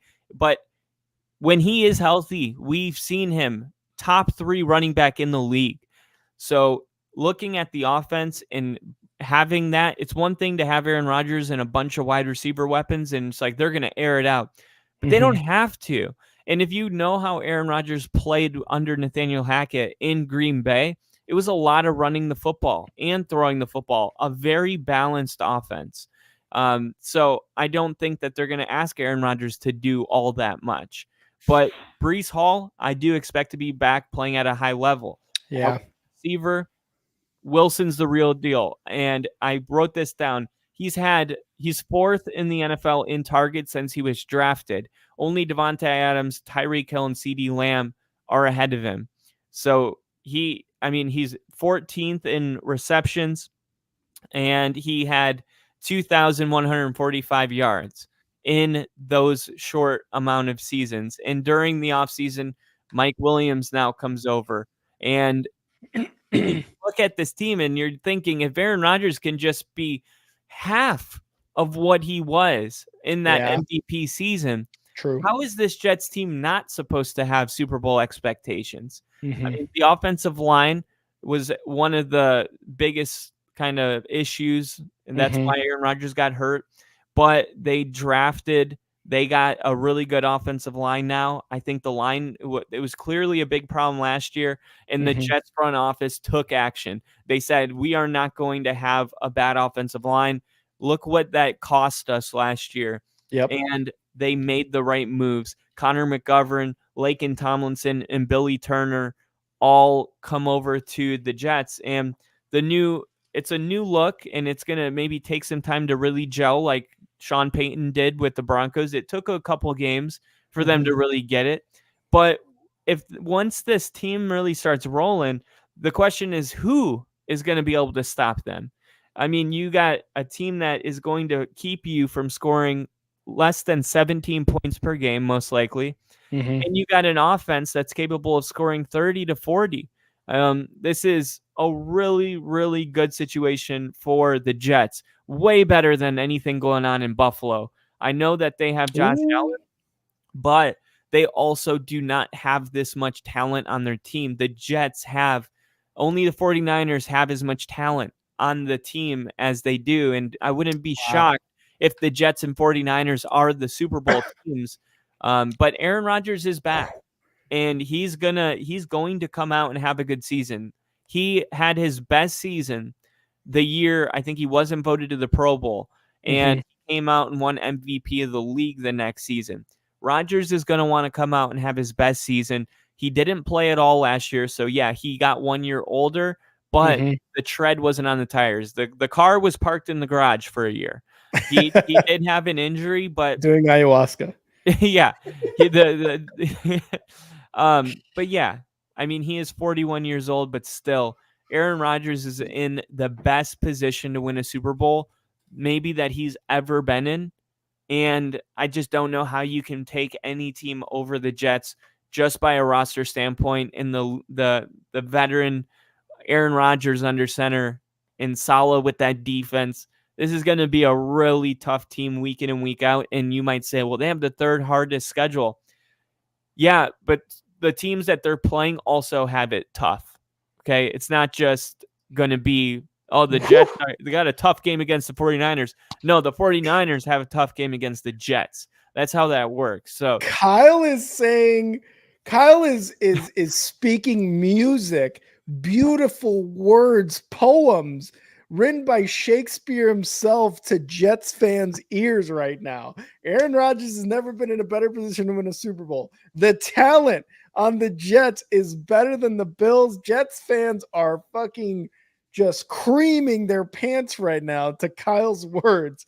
And they love it. They love it because they believe this exact same thing, Kyle, and you're just helping them out. You're just helping Yeah. them out. And I'll close with this. If Rodgers remains elite, there's no doubt that the Jets are Super Bowl contenders. But even if he's just competent at the position, they're going to compete in the AFC. That there's no scenario, if Rodgers stays healthy, that this Jets team doesn't win the division. Wow. Kyle said some crazy shit there about the Jets. Like I said, if you're a Jets fan right now listening to this, you're like, fucking right, Kyle. Let's go. Let's fucking go. That is true. I'm probably making some Jets fans happy, and it has nothing to do with anything, but I really do feel that this roster is loaded with talent. It's not an Aaron Rodgers thing. Don't come and attack me in the comments about Aaron Rodgers. This has everything to do with how good that team is and the fact that defense is what wins championships. Yeah, even Jinja, a Colts fan, is like, I even came a little right there. I don't even like the Jets. So it's like, who's got the best offense in the AFC East? I mean, the best defense. The Jets. It's definitely, right? It's definitely the Jets. And then you go, okay, who's got the best quarterback in the division? Josh Allen? Then Aaron Rodgers. At this point in their career, I think that could be fair, but who's got the best offense? Because if you sit there and you say the Jets are going to have the best offense and the best defense, but they won't win their division, that's a tough sell. Well, so let's look at it this way. Best defense, Jets. Best quarterback, I think the masses would lean Josh Allen. At this point, yeah. At this point. Best offense. Are we going to ignore Achane? Are we going to ignore Jalen Waddle? No. I just meant between the Bills and the Jets. Okay. I thought you meant in the division, because I was going to say, like, there are several factors from each team that you can classify as the best, right? Who's got the best running back in between the Bills and the Jets? Breece Hall.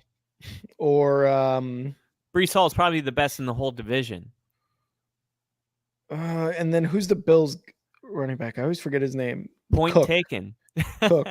I know. It's Dalvin Cook's brother. Yeah, Dalvin Cook's brother. He had such a good year last year, though. And Breece Hall was injured. Yeah. And Breece Hall had one good year. He's back. And it's always year two. It's always year two after that injury. Breece Hall did have a great rookie season, but Cook, I don't know, man. I think at this point, with Joe Brady being there as the offensive coordinator, I think you could kind of. Oh no! Running back wise, yeah. They are gonna No way. There's no way you're taking Cook over Breece Hall. No fucking way. I'm gonna look up the stats right now. There's no way. Hold on. I'm gonna look up. What was the name? Breece Hall. Yeah. You're like, yeah, dumbass. No, I didn't. I didn't think that. Yeah, you did. I saw you. Yeah, you did. I saw you. All right, you caught me. And then I'm going to let's see. So in 2 years, right? 2022, 80 attempts, 460 yards. What? Well, the last year he had his lowest snap count of his career because of the injury. But if you look at the year before, those are the numbers you want to look at. No. Sorry, we've got it mixed up. 2022 is where he only played 7 games, and 2023 last year is where he played 17 games. He played, but he was on a pitch count. What I'm saying is, okay, you're right. The year before, because he got hurt, I think week 7 at Denver. Yeah. In 2022, but 2021 is really when he exploded on the scene as a rookie. He's only had 2 seasons. Oh yeah, no, 2022. I can't believe he was a rookie that year. Yeah, everybody knew what he was right away. Mm-hmm. I mean, and it was last year. Last year was when he played 17 games, started 16, had almost 1,000-yard rushing, 5 rushing touchdowns, receiving. He had 591 receiving yards on 76 receptions and 4 touchdowns. And now compared to Cook, what's his name? Not Dalvin Cook, James Cook. There we go. Compare him to James Cook. Sorry, it's taking a while. Okay, rushing attempts, similar rushing yards. James Cook has the edge in rushing yards, 1629 versus 1457. Rushing yards per attempt, James Cook has it 5 to 4.8. Rushing touchdowns, Breece Hall's got it 9 to 4. Receiving yards, Breece Hall's got it 809 to 625. And receiving touchdowns, they're both at 5, but James Cook has 1 Pro Bowl. Yeah. PFF did this article on May 27th, and it's PFF running back rankings top 32 ahead of the 2024 season. I haven't looked at it yet. Number 1, Christian McCaffrey. Number 2, Derrick Henry. Number 3, Jonathan Taylor. Shout out Jinja. Number 4, Nick Chubb. Number 5, Bijan Robinson. That's surprising because he didn't really explode onto the scene as he was predicted. But number 6, Saquon Barkley. Number 7, Breece Hall. This is what they said. After suffering a torn ACL in his rookie season, Breece Hall responded with an excellent 2023 campaign. He rushed for 994 yards and 5 touchdowns on a decent 5.5 yard per carry, and he showed little sign of any post-injury effects. He had an 82.4 grade, which was the 9th highest among all running backs. He proved how good he was after contact. He averaged 3.4 yards after contact per rushing attempt, the 6th highest figure at the position. So, I mean, you got a top 7 running back according to PFF, whatever it's worth. Let's see where Cook is, though. So, because I kind of like what Ginger's saying. He's like, I could have sworn he missed some time. I think what it was is that the offense with the Jets was like leaning away from Breece Hall, and it just wasn't clicking for the run game. So yeah, that's probably what it was. Number 8, you have Aaron Jones, who's with the Vikings. Then at 9, you have Jahmyr Gibbs. 10, Josh Jacobs. 11, Travis Etienne. This is a good list. I don't really. I think it's going perfect. 12, Kenneth Walker. 13, Raheem Mostert. Okay. 14, Tony Pollard. 15, Isaiah Pacheco. 16, Kyron Williams. 7, James Conner. Devon Achane at 18. Jalen Warren at 19. DeAndre Swift at 20. Alvin Kamara. Najee Harris. David Montgomery. James Cook. Coming in at 24. Wow. Cook excelled in his second NFL season, finally giving Buffalo a credible rushing attack. Cook finished 4th in total rushing yards last year, rushing for 1,122 yards at 4.7 yards per carry and scoring twice while earning a 71.8 grade. His yards after contact per attempt was lower than his rookie year, but Cook forced more missed tackles, had more explosive runs, and racked up more catches and receiving yards. So I guess it just depends on if the trajectory that you think James Cook is personally on, if that last year was kind of a breakout season, if you will. But I can see why, personally, I see why Breece Hall's at 7 and Cook's at 24. I below Najee Harris, I don't know about that. No, I don't know about that. On that one. Below Najee Harris, a bunch of baloney. David Montgomery. Get the fuck out of here. Get the fuck out of here. David Montgomery and James Cook being next to each other with Ramondre Stevenson, that feels right. Najee Harris, I'm with you. That's kind of weird. Yeah, that one's a little weird. Well, it really does depend what you like. I mean, it also depends on Breece Hall got injured. James Cook really was really had his breakout season last year with the Bills. You know they're going to run it more with Joe Brady there at OC. And you also know there's going to be a very balanced attack between Aaron Rodgers and Breece Hall there with the Jets. Again, all depends on the offensive line, how that team meshes. But, yeah, man, I think they're going to compete very well. In terms of like who has a better running back, you can make it a solid argument for both of those guys. Yeah. And if you're with me, put a K in the chat. If you're with Rick, put an R in the chat. I just want to know how many people think Rick is wrong. We are moving into our NFL news. And while we're talking about the AFC East, There was a big splash move today by the Patriots, Ramondre Stevenson, who agreed to a 4-year, $36 million extension. A new contract was indeed close. That's what we've been hearing in the last couple of weeks. So the Patriots get this deal done before the season starts. Stevenson's entering the final year of his rookie deal, and he said during mandatory minicamp that the sides were pretty close. And then 10 days later, the contract happens. So the $9 million in new money puts Stevenson 7th among running backs, sandwiched between Joe Mixon and Derrick Henry / DeAndre Swift. The deal includes $8 million, an $8 million signing bonus with $12 million available in incentives in 2025. So based on reaching at least 1,400 yards and becoming a Pro Bowl and an All-Pro, he has earned this contract. I think his best season is ahead of him, and I think he has his ability as a running back and a receiver allows him to be a 3-yard back, so he gets that type of volume. This is a good contract. I like that he didn't reset the market, but still, this seems like one of those deals where it's very logical, and I bet both sides feel like they won.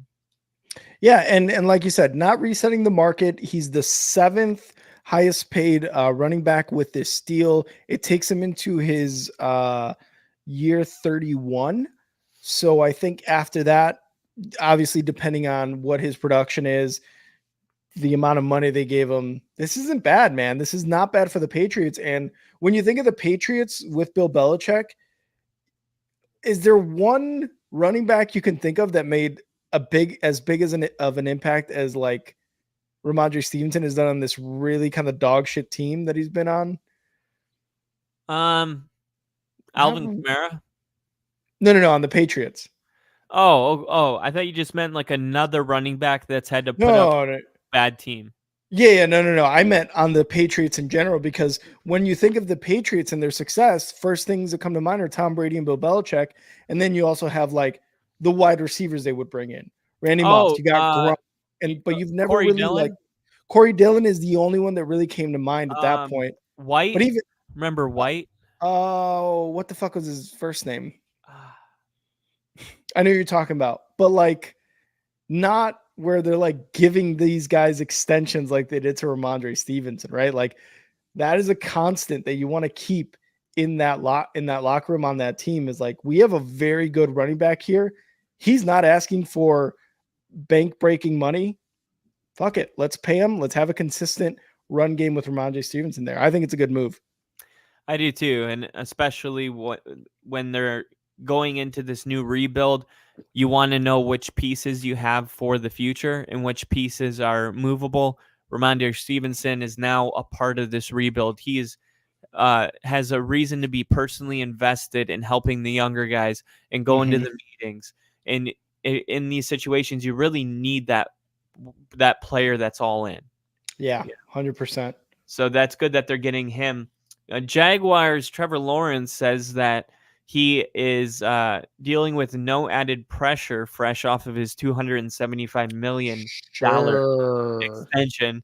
Says that the Jaguars are headed in the right direction. He said, obviously, financially, it's amazing, and it really sets us up for the future and for the rest of our lives. That's a huge blessing.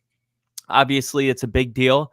But I think even more than that is the stability of being here for the long term. However, we just talked about how Ramondre Stevenson feels that way now.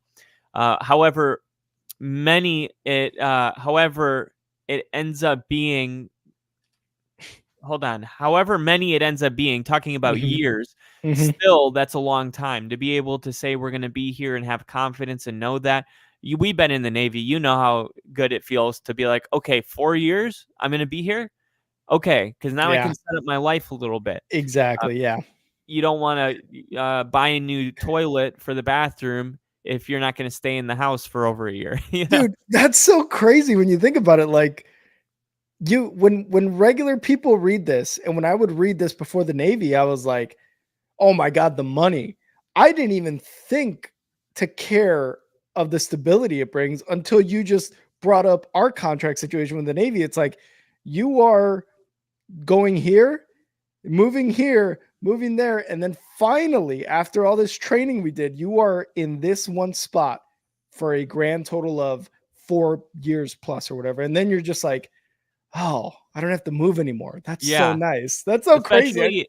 It's Especially if crazy. you're a practice squad guy and you're bouncing from team to team Yes. to team. That's Yes. why Baker, he had his wife moving his stuff to Carolina when he got signed with the Panthers, and then when he got traded to the Rams, he didn't even have her move out Yeah. there. He's like, just stay there. I'm Mhm. probably not going to be here long term. And that's why Baker's big deal, $100 million deal. I'm sure his wife appreciates that too. That takes But away so much stress. I just thought about it. Wow. yeah, I know. It's just those are the things that you don't think about when you're younger. Yeah. Um, but he said the way the organization's going, the direction we're heading in on the football side, that makes it an obvious no-brainer for us. We're headed in the right direction. I want to be the quarterback here. I want to bring a championship to Jacksonville. That's my goal. I really know we can accomplish that. The road that Lawrence has traveled to this point has had plenty of twists and turns. Mhm. It began with a bumpy rookie season that we mentioned with Urban Mhm. Meyer. Then he went toe-to-toe with Mahomes. That playoff game against the Chargers was insane, down 28-0, and they Mhm. came back and won, one of the all-time great comebacks. But Lawrence says that he doesn't feel any added pressure. He said, I'm not going to add any pressure to myself just based on getting this contract. It Mhm. doesn't really change what I expect of myself and what the team expects of me. Whether this got done or not, Jaguars owner Shad Khan, general manager Trent Baliki, and Doug Peterson, everyone and all the coaches expect me to play well. And like I said, bring a championship here. Now that it's done, it doesn't really change that. But like I said, maybe from the outside it will a bit, but not for me. I believe him. I think when you get drafted at number 1 overall, that there's no doubt Caleb Williams is in the same boat. The expectation is Super Bowl. Caleb Mhm. Williams hasn't taken a snap for the Bears, and that's the expectation. So whether Caleb Williams is playing for $20 million a year or 50, the expectations don't change. I know people from the outside. What does change is the outside noise. Like, hey, you got paid all that money, you have to go perform. We need Yeah. results because you Yeah. don't deserve that money. But as far as Trevor Lawrence and his mental thinking is like, look, my goals are not any, it's not like I didn't want to win a Super Bowl. Now I got paid and I'm like, you know what? Mhm. I'm all in. Yeah. Like, so I do believe All him in that in. sense, but make no mistake about it. There's going to be a lot more noise coming from the outside because new money always brings greater expectations, Mhm. especially for the more prominent players like Trevor Lawrence. And he's not immune to this, but he says he's not feeling the weight of those expectations. I would say that's probably a good thing going into the year, right? Yeah, again, you saying that and you know, making it similar to our situation in the Navy, I was like, I just that never crossed my mind for NFL You're players. really mind blown about I this, I man. am like super mind because I'm like, we have something in common with them where it's like Yeah. we know that we're not only going to get paid, but we're going to be in one place for that set amount of time. Now, obviously, it works differently with trades and so on and so forth and things like that. We're not going to get traded to the Marines or to the Air Force or to the Army. We know that much. But it's That's it. still like, yeah, that's it. It's still like, it's got to be such a great feeling for Trevor Lawrence. And like you said, I think when you get drafted first overall to a team, one, you're grateful to that team. Two, you want to bring a Super Bowl. You want to bring success. You want to bring the best you as a player can be to that city, to that team, because I mean, there's nothing but good things that happen to you, just like a contract, for example. So it really does put his mind at ease in that sense. With the added pressure, him saying that there's not a lot of added pressure, I don't know about that. Obviously, I'm not in that situation. But with a bigger contract, with more money, more guarantees, more this, I think the pressure is there, whether you want to think about it or whether you say you're not thinking about it. You Yeah. you want to bring in a Super Bowl. They're paying you because you're the most important position on the team. You're the leader by default. They're paying you this money to bring a championship and to stay there for because right now everybody is chasing Tom Brady. The amount of rings, the amount of years he played, the efficiency, the professionalism, all of that. They want to bring legendary status to not only their name but the team. So, regardless, again, like the pressure is going to be there. You're going to hear it from the fans. You're going to hear it from the media, no matter how New York the media is or how Jacksonville the media is. You got your like super super crazy media in New York and maybe not so crazy in Jacksonville. So I think he's going to hear from the media every loss, every bad pass, every interception. The pressure may not be there now after you sign that deal, but I think it's just going to build from there. Yeah, it could creep up if things aren't going the way that the Jaguars and their fans are hoping so. This is kind of a story that was kind of slid under the rug. I think it's worth mentioning. Niners George Kittle says that he lost almost 30 pounds after his surgery. He was on the Bussing with the Boys podcast this week. It was a really good show. And he said that he lost 30 pounds. He typically plays around 250 pounds. Wow. And he says the reason he lost all that weight, and this is, we were just talking about this, of what people, just like fans don't think about the security of knowing where you're going to live, they also don't realize what it takes to have your body in football shape all year round. Like how difficult it is. You got to be on your nutrients. You got to be on your lifting. You got to count your calories. Like Tom Brady wouldn't eat bread all year. Like, I mean, there's just insane. There's so much that goes into it. And just in the 3 months since his surgery, he said, I couldn't do any upper body because my shoulder and my rib. And he says, I couldn't do lower body because of my core surgery. Yeah. So I didn't lift from the Super Bowl until mid-March and lost 30 pounds. Wow. Yeah. So that is just, I mean, a testament to how much work that they put into their bodies. And he says it was tough, but I'm feeling great now. Kittle added about the recovery process that he's almost back to 100%. So he dealt with injuries last year, but he only sat out one game, and it was a meaningless Week 18 game. He's a 5-time Pro Bowler. He's one of the great tight ends, probably going to be a Hall of Famer. But is there a reason that you would be worried about losing that much weight, not lifting, or do you think he'll be back by the time season starts? I think by the time season starts, he knows the regiment he's been on for probably more than half of his life, by this time, high school into college, into the NFL. I don't see it as a big deal for him at this point right now after surgery. Obviously after surgery, doctors are going to be like, dude, you got to rest. Like you see people who after surgeries are back at it, then in the future, they're kind of fucked. Right. And so George Kittle, I'm assuming he took his doctor's advice, which you absolutely should. I think you should take the professional advice, no matter how much of a hard worker you are. So maybe he did that. Again, not lifting, not being able to do exercise, losing 30 pounds. Maybe you got to eat some more, George Kittle. Maybe, I'll give you some of my pounds if you want to just give me some of your muscle. I will do that for you. I will do that. I want to get pounded by your, wait, what? I want to get pounds. I want to get pounded by George Kittle. By your muscles? Quote that. Got it. Copy that. So yeah, okay, not a big deal. Not a big deal. I was going to end this whole thing with this, and then we'll roll right into the chive. So okay, we got Bill in here, and I know that we're going to talk about the membership stuff later, but because I felt a little bad about it, personally went out of my way, found an article that says one player to root for each team. We're going to show you the Bronco, the Bear, the Giant, and the Chief, because Casey's in here. And of course, the Colt for Jinja. The Colts is Latu. I don't want to necessarily paint the Colts selection of a highly rated defensive prospect with the 15th overall pick as some sort of bold move, given that the most important part of that strategy was being the first team not to draft an offensive player. But it would still be highly satisfying for Latu to pay the choice off by balling out, if only to give Chris Ballard more reason to like him. The Colts ranked in the top 10 in both pressures. They were 9th with 253 and 8th in percentage of pressures last year per Next Gen Stats. So Latu has the chance to add even more of an umph to their pass rushing group. And the main thing here is that nobody was drafting defense, and the Colts were the first team to take a defender.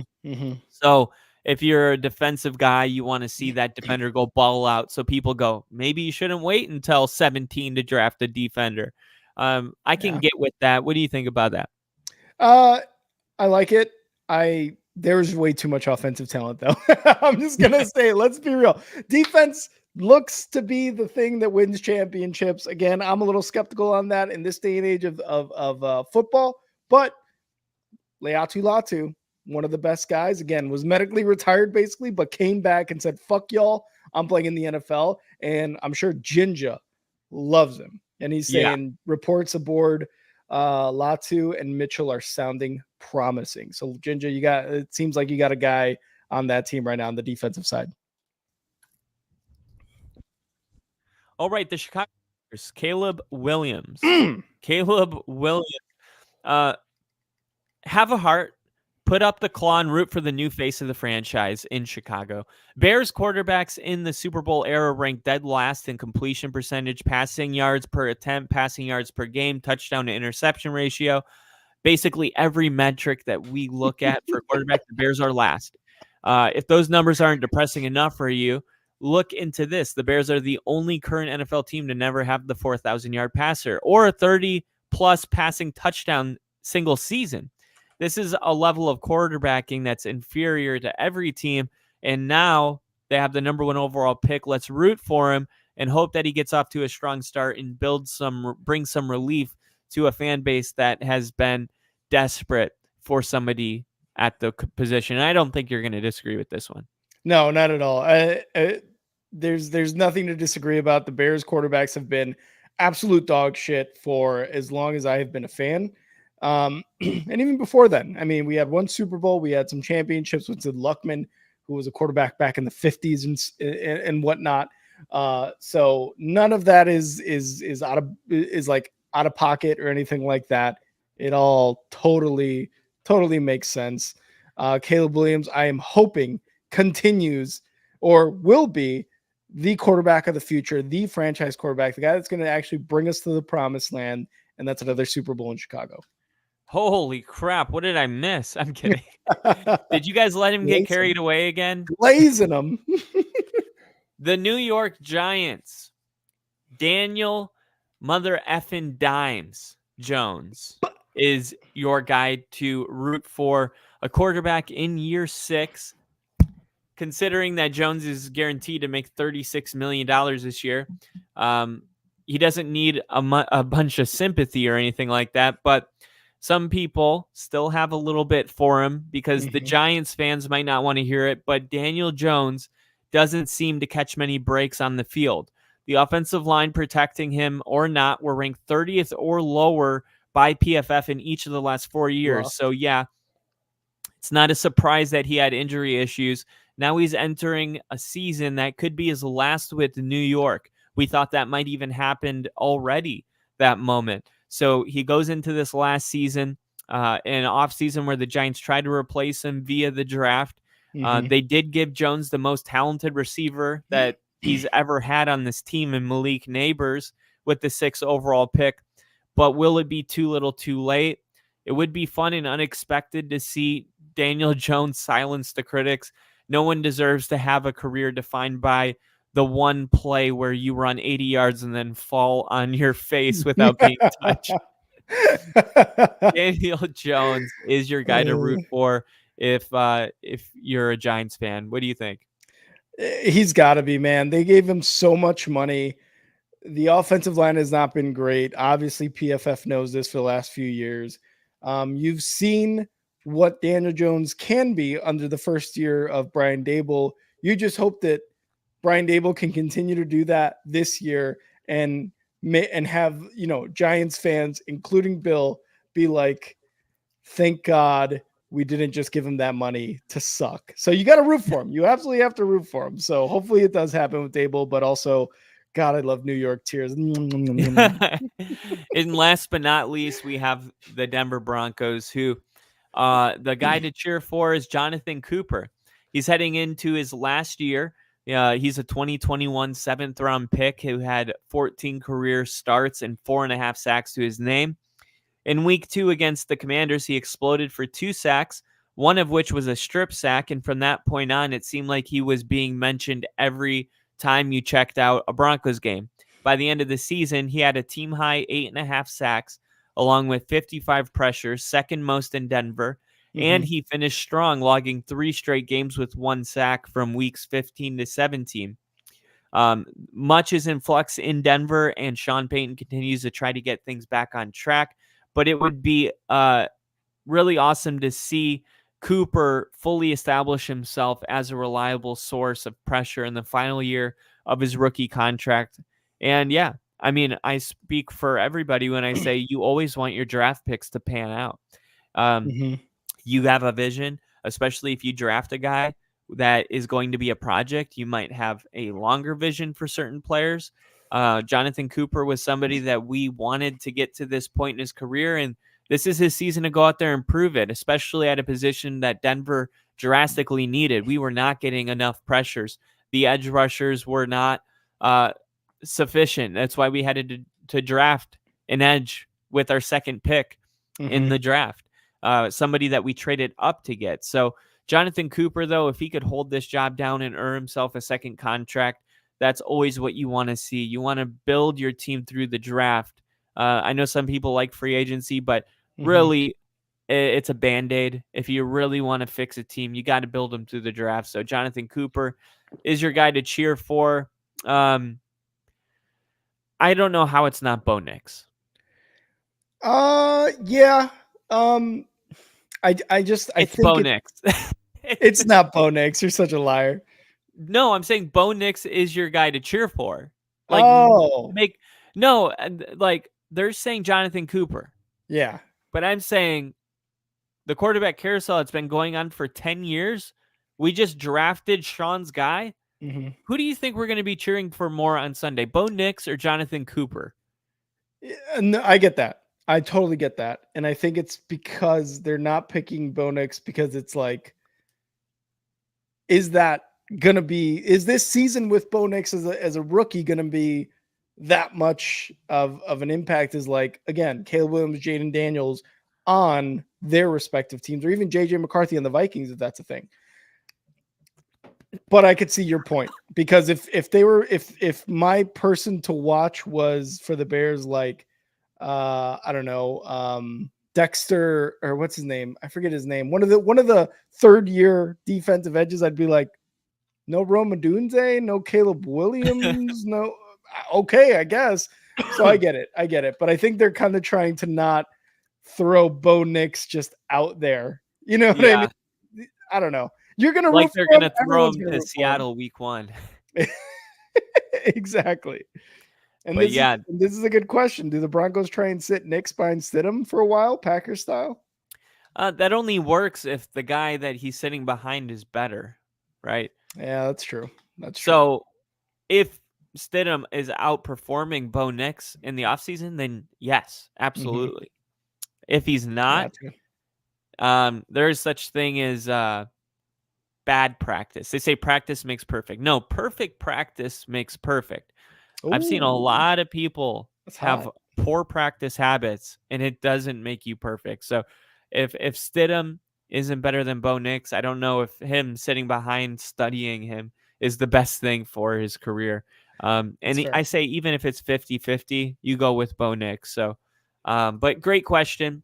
And that kind of leads us into the motherfucking.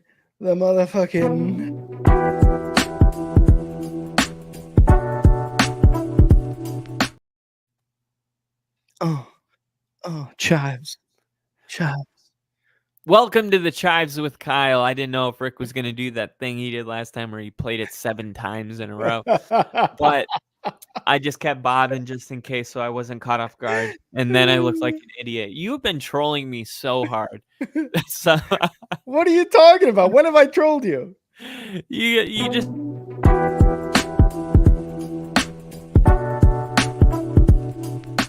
How did I fall for it again? Oh my God. Look how Kyle's pissed. I was like, wow. Let me explain how you're Bill always is like, no, I freaking knew He's it. like, I I'm knew it. calling it right now. Didn't trick me. The reason I go into the chives here is because we have kind of a segue where the Broncos quarterback might have some new help coming around. The Broncos hire ex-Stanford coach David Shaw as senior personnel executive. He's a high-profile member. The Broncos are adding to the front office. They announced it today. And like I said, senior personal executive. Shaw is the winningest coach in Stanford history. Steward the Cardinals from 2011 to 2022 when he stepped down. A 4-time Pac-12 Coach of the Year.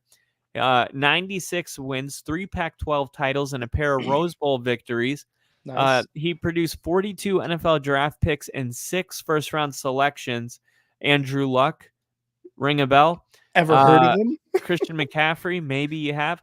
Since stepping aside in 2022, Shaw has sought to return to the NFL, where he was an assistant for 9 seasons with the Philadelphia Eagles, the Raiders, the Ravens. Shaw interviewed for the Broncos head coaching job in 2023, building a relationship with Denver general manager George Paton from that point.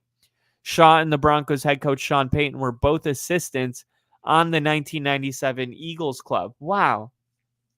Shaw and Sean Payton worked together on the same team in 97.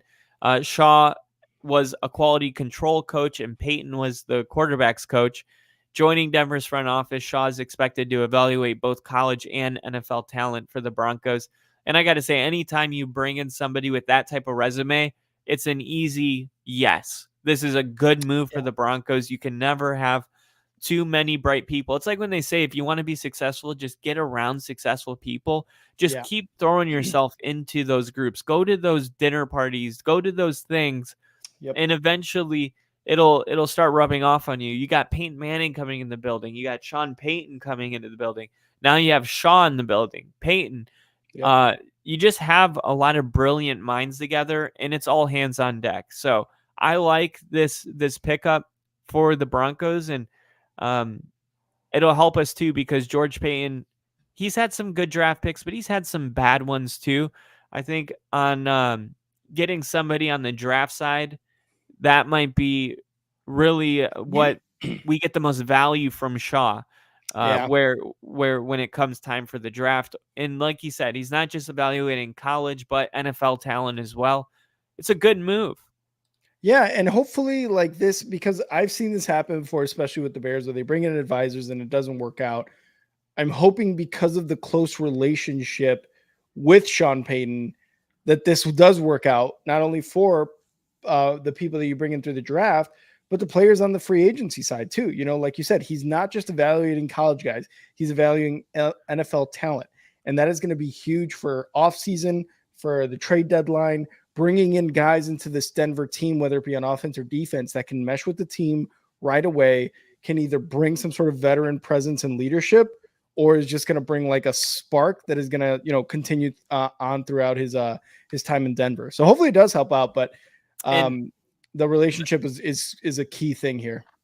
Yeah, the last thing I'll say about it, and then I'll be done, is that it's easy sometimes to make yourself immune to correction. Like, this was the problem with Bill Belichick, is that he didn't answer to anybody. And sometimes you have coaches that have a really big ego, like people that are as prolific as Sean Payton. And what they don't do is bring in these type of people. They don't want that. And they don't want somebody, when you have a bullshit play call on third down, to go, hey, why did you do that? And it actually matters. Yeah. So I like the fact that bringing in somebody like this can also bring accountability to the whole entire team as well. It's not like there's like, you know, you see these pastors that drive around in private jets and crap, and they live in these giant mansions, but they make themselves untouchable. Like, you can't go up and talk to them. And then they hire all of the people that they want on staff. But if they try to hold them accountable, they'll just fire you. That's never the. Anytime you're lacking accountability, anything, that's when shit gets out of control. So I also think bringing is going to be good for Sean Payton, and what's good for Sean is good for the Broncos. Couldn't agree with you more, Bosa. So thank you guys so much for joining us. Before you leave, please make sure to hit a like on this live stream if you enjoyed everything that went on today. We went over the AFC East and who we thought is going to win the division for the 2024 season. Obviously, go follow us on X. You can follow me at and now Rick. You can follow the Only Football Podcast X page at, at Only Football Pod, and you can follow Kyle. We're at Kyle at NFL with Kyle. So go follow Kyle at NFL with Kyle. And go follow our YouTube pages at Yo, I'm Rick and Kyle. Where can they follow you? Kyle Kitzman. You can follow him at Kyle Kitzman on YouTube as well. Make sure to like, subscribe on Twitch, on YouTube, and on X, of course. Always a pleasure. We're going to get the membership stuff figured out before our next episode next week. I'm going to take these next couple days to make sure everything starts working better because, like Bill said, I don't want you guys to lose your memberships or the perks. And you know, the polls are coming too. Obviously, we had that hiccup with the memberships. We couldn't make the division thing a members only poll, but we will be making members only polls and all that stuff soon. Mostly about what I should wear. Yes. What Rick is wearing. Mostly what I'm wearing. Yeah. How much is too much? You'll see when we get there. I hope you guys like a lot of pics of me in banana hammocks. I hope that you guys like that because it's going to be like them out on, you know how you can send a picture to Walgreens and get, because I don't know if something happens with technology, I just want to have 100. Kyle's at Walgreens with that big old screen and just my fucking cheeks blown up. Yeah. He's like, yep, this is good. This is what I want. 100 of these. I'm going to put them all on my wall like a wallpaper of Rick's ass. Oh, and if you guys like that image, become a member of the Only Football Fam. Once we get the memberships back up, it's back to shouting everybody out, back to all the perks and stuff. So thank you guys again for joining us and being in the chat. Always talking shit with us, always, you know, having a good time with us. We always appreciate the the laughs and the comments. What's a naked leg? So funny. I love that it. is the funniest comment I've ever seen. I've already seen Kyle's naked leg.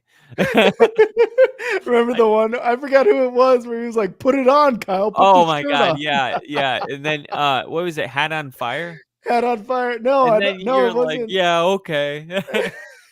He was like, "Oh, I love that jacket, but I you need to put a shirt on underneath it."